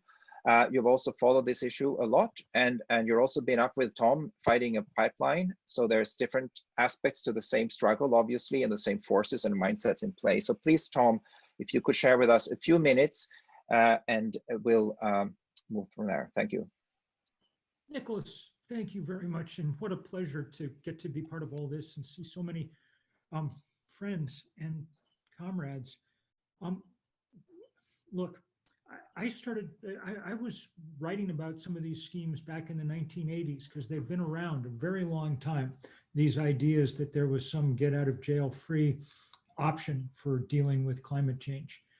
And they make no more sense now than they did then, because the basic problem remains, as Vandana said, that we're filling the atmosphere with pollution. And so the correct response is not to figure out some other form of pollution to fill it with in some hope of ameliorating the first one, is to shut off the first source. And I think that it's especially painful right now that people are trying to bring up this particular distraction, because we're finally, after 30 years, have built the political movements that have reached the point where we're beginning actually to take seriously the prospect of decarbonizing the planet. Now, I don't know whether it can be done, because the extraordinary power of the fossil fuel industry is going to be pushing all the time to make sure it doesn't. But it's been very clear, the scientists have given us a very clear deadline. We have to do most of this work in the next 10 years. We have to cut emissions in half by 2030. That's what the IPCC tells us. So the question when it comes to geoengineering is, does the prospect of this playing out help or not help in that task, that most important task of cutting those emissions dramatically? And my sense of human nature is it gets in the way, it doesn't help. If someone says to you there's a deadline and then someone else says, yeah, but maybe not, that deadline's not real, maybe at the last minute we'll come up with something that keeps you from having to actually do it. My sense of human nature is that makes it less likely that we will make the difficult choices that we have to make, that we will figure out how to override the power of the fossil fuel industry and of the billionaires backing it in the very short time that we have. Let me talk about those billionaires for just a minute.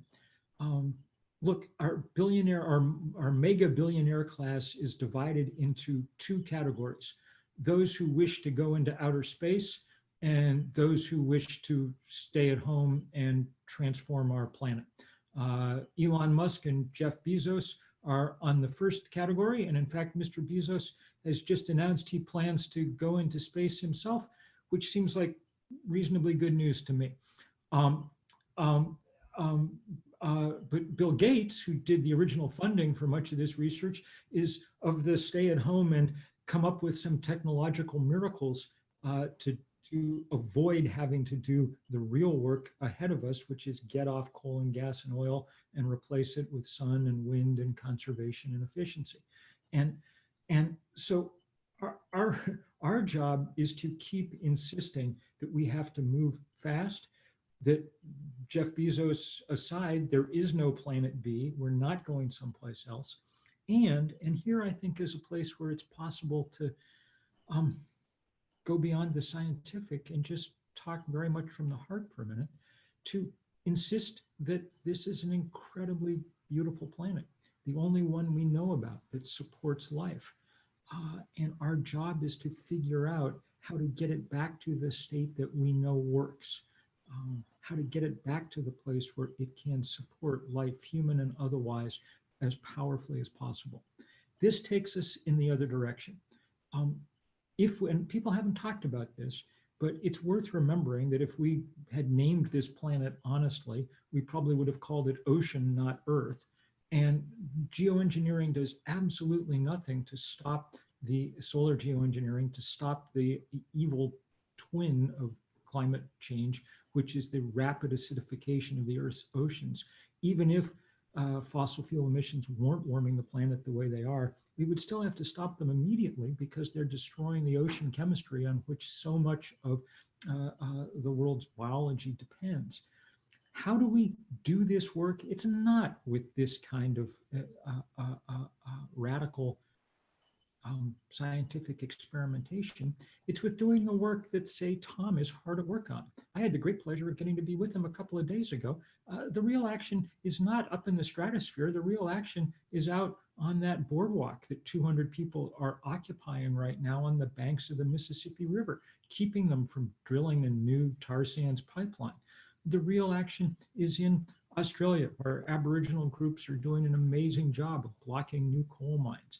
The real action is all over the world where people are standing up to the fossil fuel industry and where people are doing the work, finally, of starting to build out the sun and the wind that we can depend on.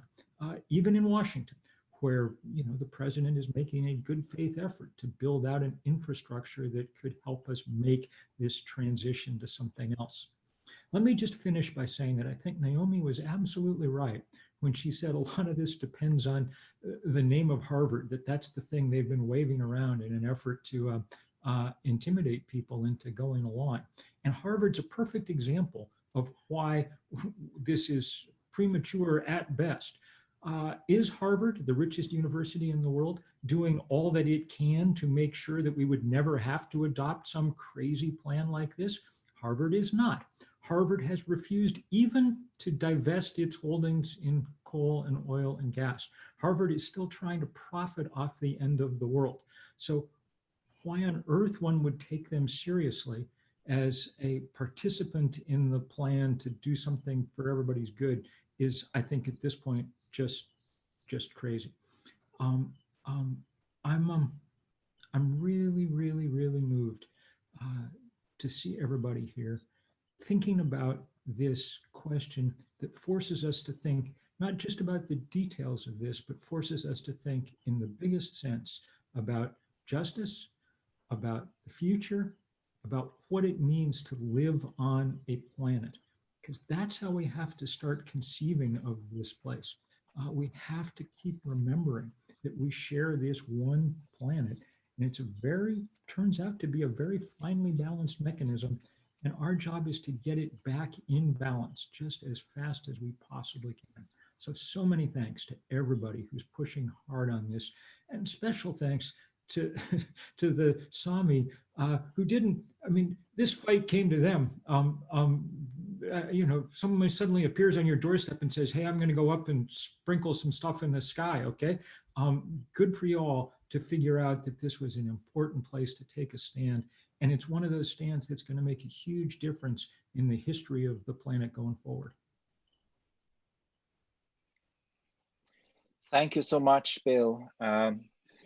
Indeed, very moving. And we'll now turn to the last person in the panel. And I'll just tell you that what we'll do after Greta has given some reflections is to kind of do another round, but with questions also that we've been compiling, so we get a bit of sort of interaction in that sense. Greta, there's a lot of talk here about future generations, and the previous panel with the scientists also pointed out that this technology disqualifies itself just for the sheer fact that you imagine a technology that needs to be in place for not just one generation, but thousands of years ahead, fail safe, and distracts us from what we need to do. And nobody has been clearer than you in terms of seeing clearly and speaking clearly what needs to be done. What are your thoughts and reflections from what you've heard so far? First of all, I just want to also thank everyone who is here, and thank all the panelists here for everything that they're doing and everything that they have achieved, especially also the indigenous peoples all around the world who are fighting on the front lines and who we couldn't be without, to be honest. But I mean, and thank you for the interesting discussions as well. I mean, there's one metaphor that perfectly describes everything about geoengineering, and that is, when you're in a hole, stop digging. We cannot move out of this crisis with the same mindset that got us into this, exactly as Vandana Shiva said. We got into this mess by thinking we could control nature, and by thinking we could manipulate, and that we are above nature. We cannot move out of it by thinking the same thing, that we are above nature and that we can control nature. That will simply not work. I mean, we just simply don't know how exactly the earth will respond to these kinds of mechanisms if we set these things going. And it's exactly how it perfectly describes how we look at nature and how we value nature.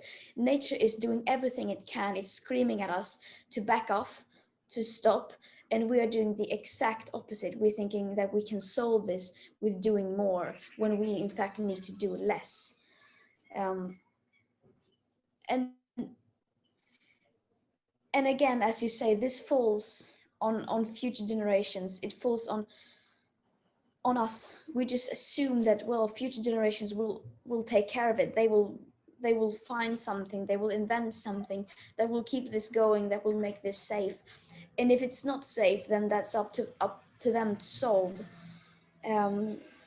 Which is just exactly also how we see the climate crisis, that this is for someone else to solve. Not to mention the injustice, the inequity aspect of it, that who gets to control this mechanism. It is probably, as the world looks like today, it is probably going to be the high-income countries and the richest people, and we will do things that benefit us. And perhaps even at the expense of other people. Unfortunately, most often that is the people living in the global south, the indigenous peoples around the world. They're almost always the ones who are going to suffer from these kinds of decisions. And that's just the exact opposite of climate justice and environmental justice and social justice. It's like we are trying to do everything we possibly can to not have to reduce emissions. We are trying to do, I mean, I have to give us credit. We have a quite big imagination, humanity. We are trying to do everything, even manipulate nature, even manipulate the sky itself, just so that we don't have to reduce our actual emissions. It's very fascinating.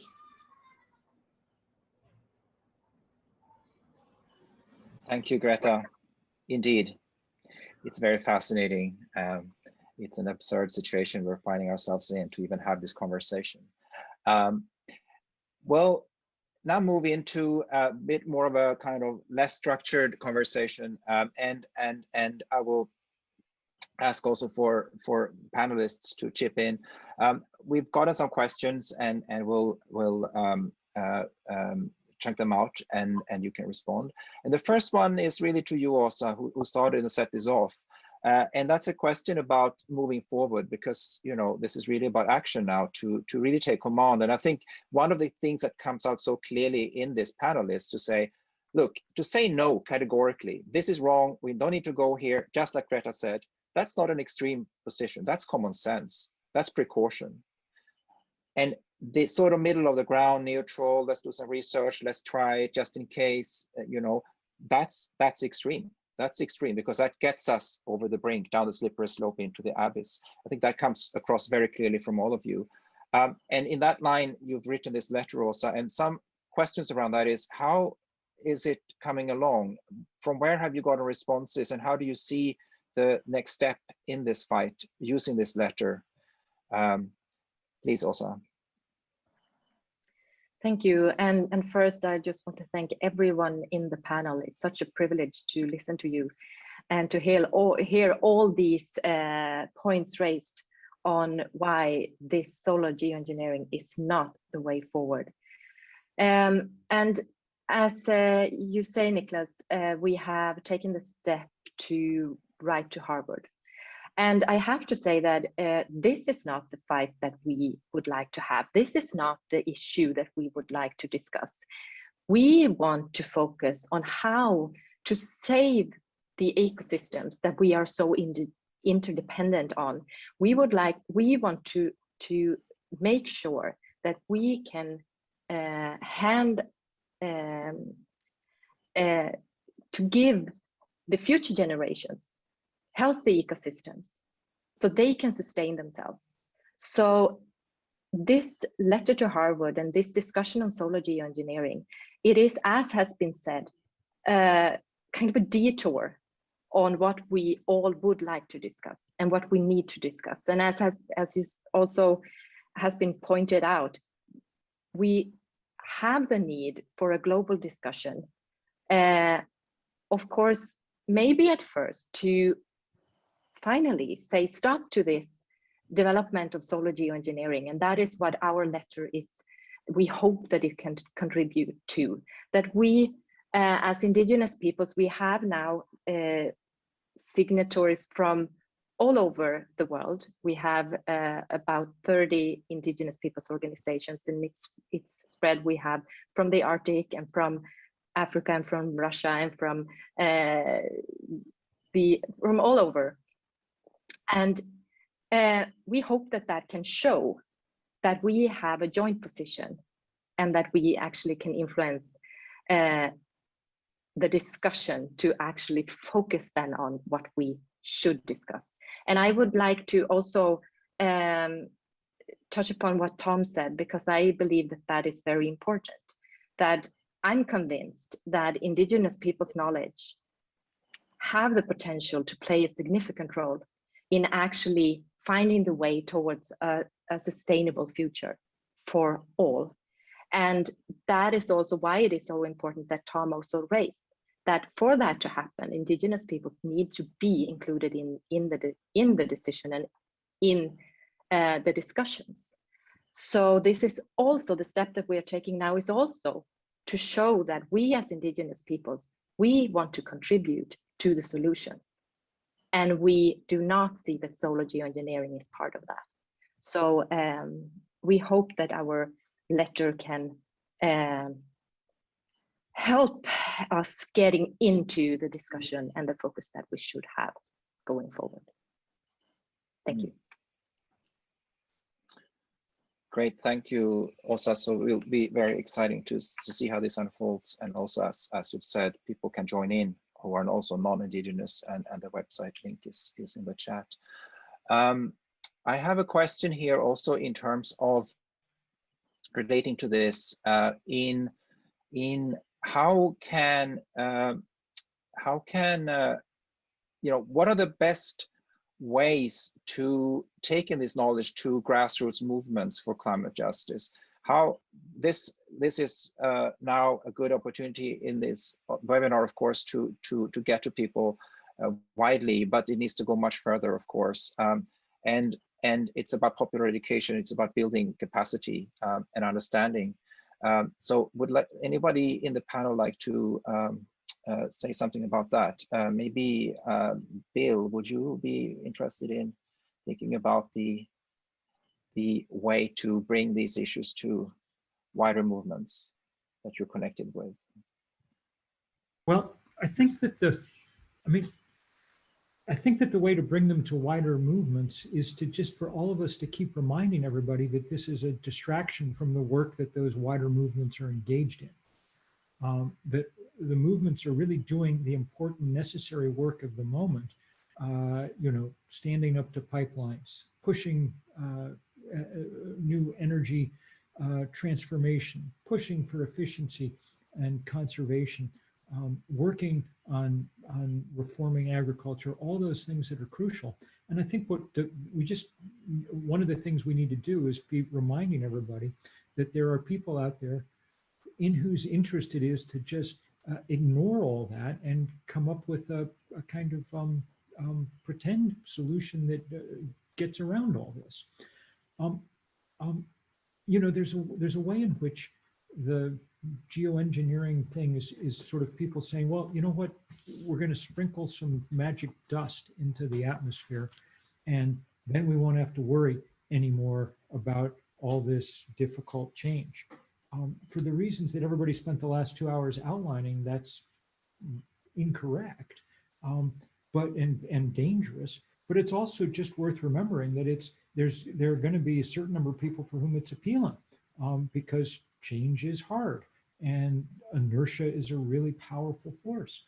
And so it really is important to just be regularly explaining that there is no magic way around this. And one of the ways to do that, of course, is to keep using the powerful sets of metaphors that people are developing that help make clear what a kind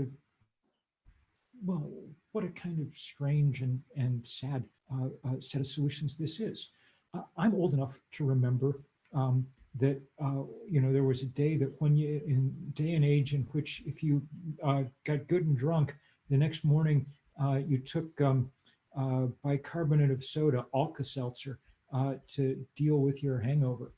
And that's a pretty good metaphor for what people are trying to do here, except that they're trying to cure not a hangover but alcoholism with an Alka-Seltzer.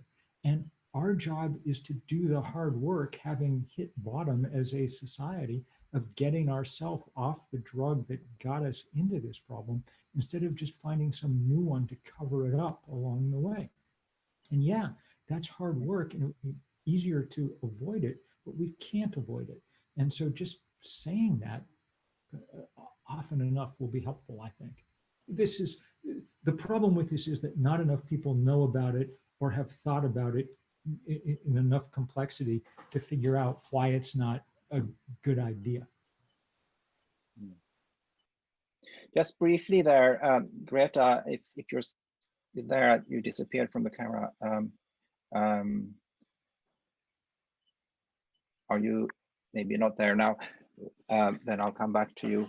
You can think about that. It would be good to hear your thoughts as to how this issue is sort of understood and or not among the young people, and how to kind of really bring that force to the fore.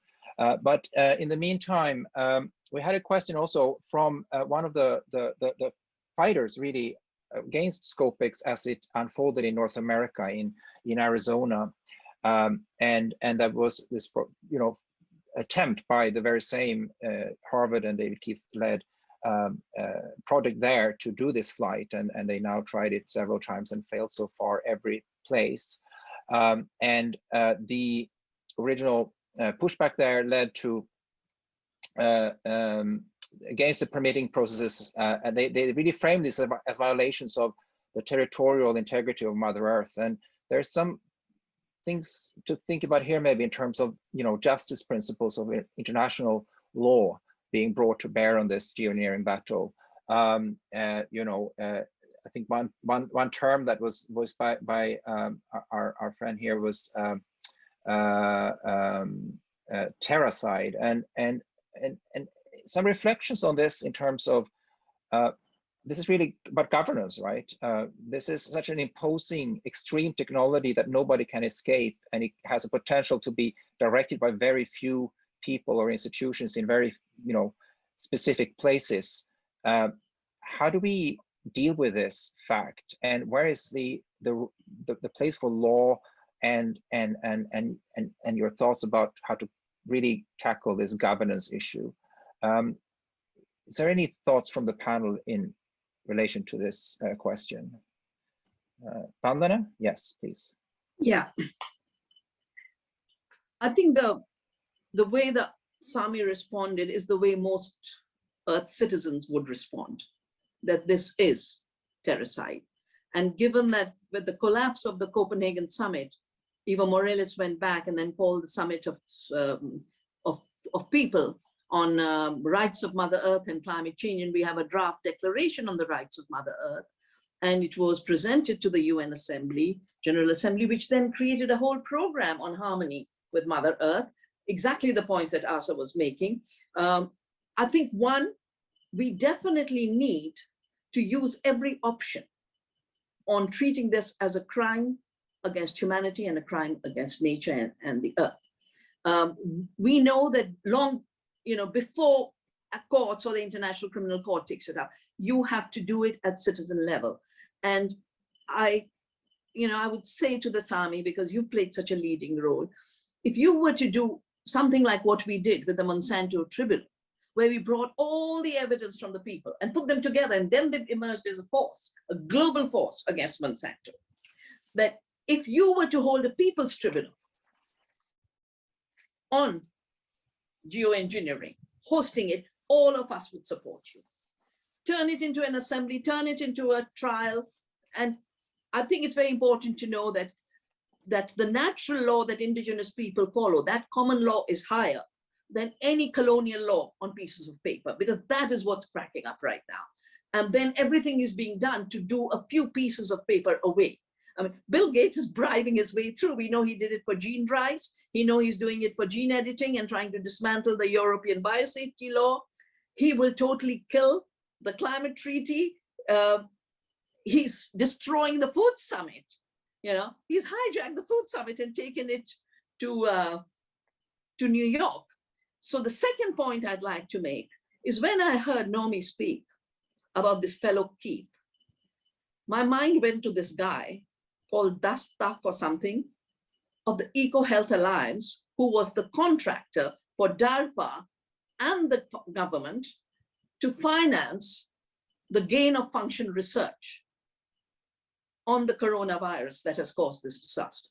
So that is all over now. It's in Washington Post, it's in New York Times, it's everywhere. It's now in the public mainstream. And I think we should start treating the solar geoengineering as equivalent to the gain in function research in the Wuhan lab, because people are relating to that. That's where they are, and link the two. But the second is both are dual purpose technologies. It is totally established that the gain in function on the coronavirus was both potential for biological warfare and a potential for finding out more on how to treat people. But the dual purpose technology of weather modification, we are going through not just climate change havoc, but at the time of harvest, in lines the rain comes. It is crazy because a lot of it is actually engineered. And I think we need to really put together all the weather modification. After all, even in the Vietnam War, the US Army had the Project Popeye to totally distort the monsoon climate. So this is about the military use. And I think we need to start using in creative ways the NMOD Treaty, the Environmental Modification Convention, which was originally the Convention on Prohibition of Military and Other Purpose, but now it is really the convention which bans weather warfare, environmental modification techniques, which include techniques for changing through deliberate manipulation of natural processes, which solar engineering is totally a candidate for this. Natural, the dynamics, composition, structure of the Earth, including its biota, lithosphere, hydrosphere, atmosphere, and the entire space. We have this international law, and we need to do more, except that, of course, Bill Gates will go with this bribe to try and kill it. And handling, I think handling the big money that has become unaccountable, to me, is the biggest democratic challenge. On every sphere, whether it's health, or it's food, or genetic engineering, it's all one. And I think it is so important now to not just think of it as a climate problem. It's a problem affecting the Earth. It's a problem affecting every sphere of life. And we have to find new ways to create accountability. Thank you, Vandana. I think one quite important reflection made in the first panel too is that there's so much that comes across here, and the same kinds of problems cuts across, of course, with other technologies and other issues. But it was also singled out how solar engineering is very, very it's so extreme, and the research is really not going to answer. I mean, this whole question about research that comes up, and let's just do research can never be really bad, right? The kind of idea that we can just have research and it's neutral, it's sort of in a vacuum and it's benign. But the point that research can really not give us answers that we really need to be clear that this can be safe enough to deploy. Research then becomes a way to normalize and gain ground for something that then becomes very sort of enshrined and hard to stop once it rolls. And that's why this slippery slope, I think, is such an important issue that people are really bringing to the fore in this panel. And I think Naomi, on that, what are your thoughts here in terms of the implications on governance regimes here, and the sort of the militarization component as well in this. This is a technology that's so centralized that it has to be controlled. It could speak to authoritarianism. If you're going to keep spewing this for many generations, how do you ensure that that's going to happen to not risk termination shock? What kinds of terrible scenarios could that open up for that we lock ourselves into? And how do you sort of reason around that also in terms of mobilizing understanding to why this needs to be forged? So even I've gone to a few conferences where the biggest advocates for this research are speaking and presenting the case, and they fully admit that this research can easily be weaponized, right? And they talk about the sort of worst case scenario. You get into a kind of a geoengineering war where, say, the US deploys to save its crops, that interrupts India's monsoon. India deploys to counteract the US. Then they say, oh, what about the oceans? Let's dump a bunch of filings in the ocean. So you end up very quickly with a kind of a Frankenstein Earth.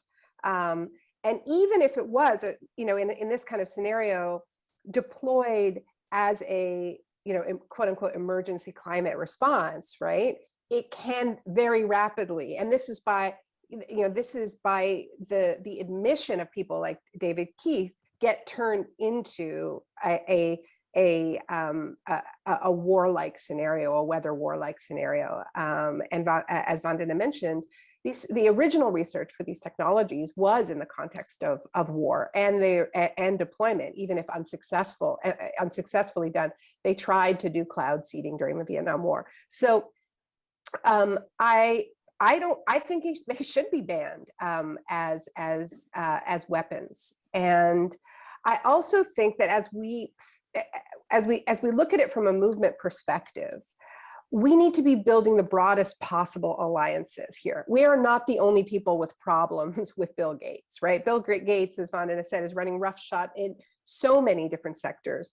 We know about global health and food, but also education.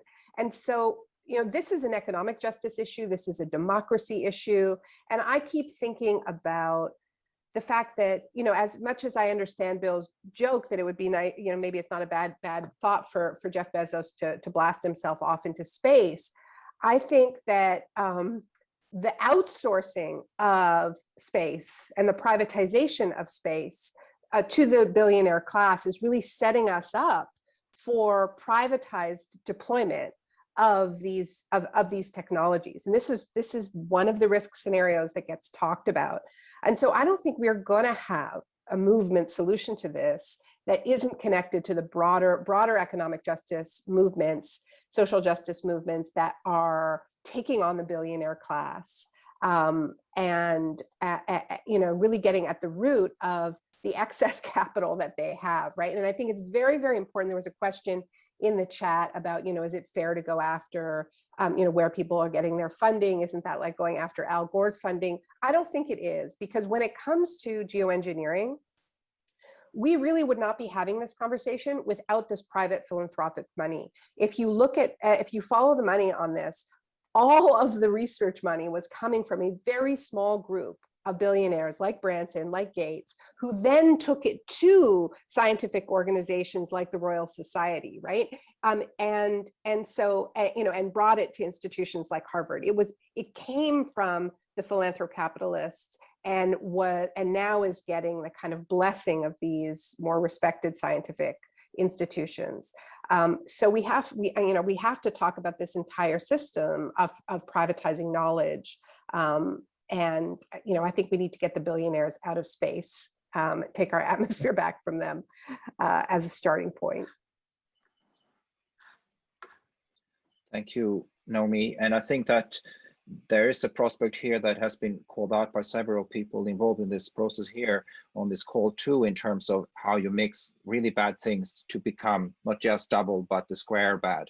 So for example, solar radiation management, measuring solar radiation and commodifying that in terms of trading and new regimes for basically offsetting where you do solar radiation management. The seeds for setting that regime up to not measure carbon dioxide anymore, but to measure how much solar radiation you actually deflect is sort of a real warning, I think, for everyone who's been fighting also the carbon markets. And as you say, this kind of mindset of privatization being the way to deal with this problem, which of course is a mindset that you can take if you don't think there's a systems really change that is needed.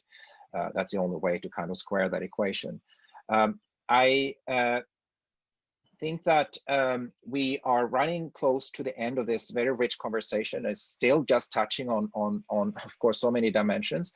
And I'd like to do a quick run. As to say also that it seems like Greta had connections problems here and has dropped out. So we'll see if she manages to join us back before the end. It's been great to have her on the webinar, obviously.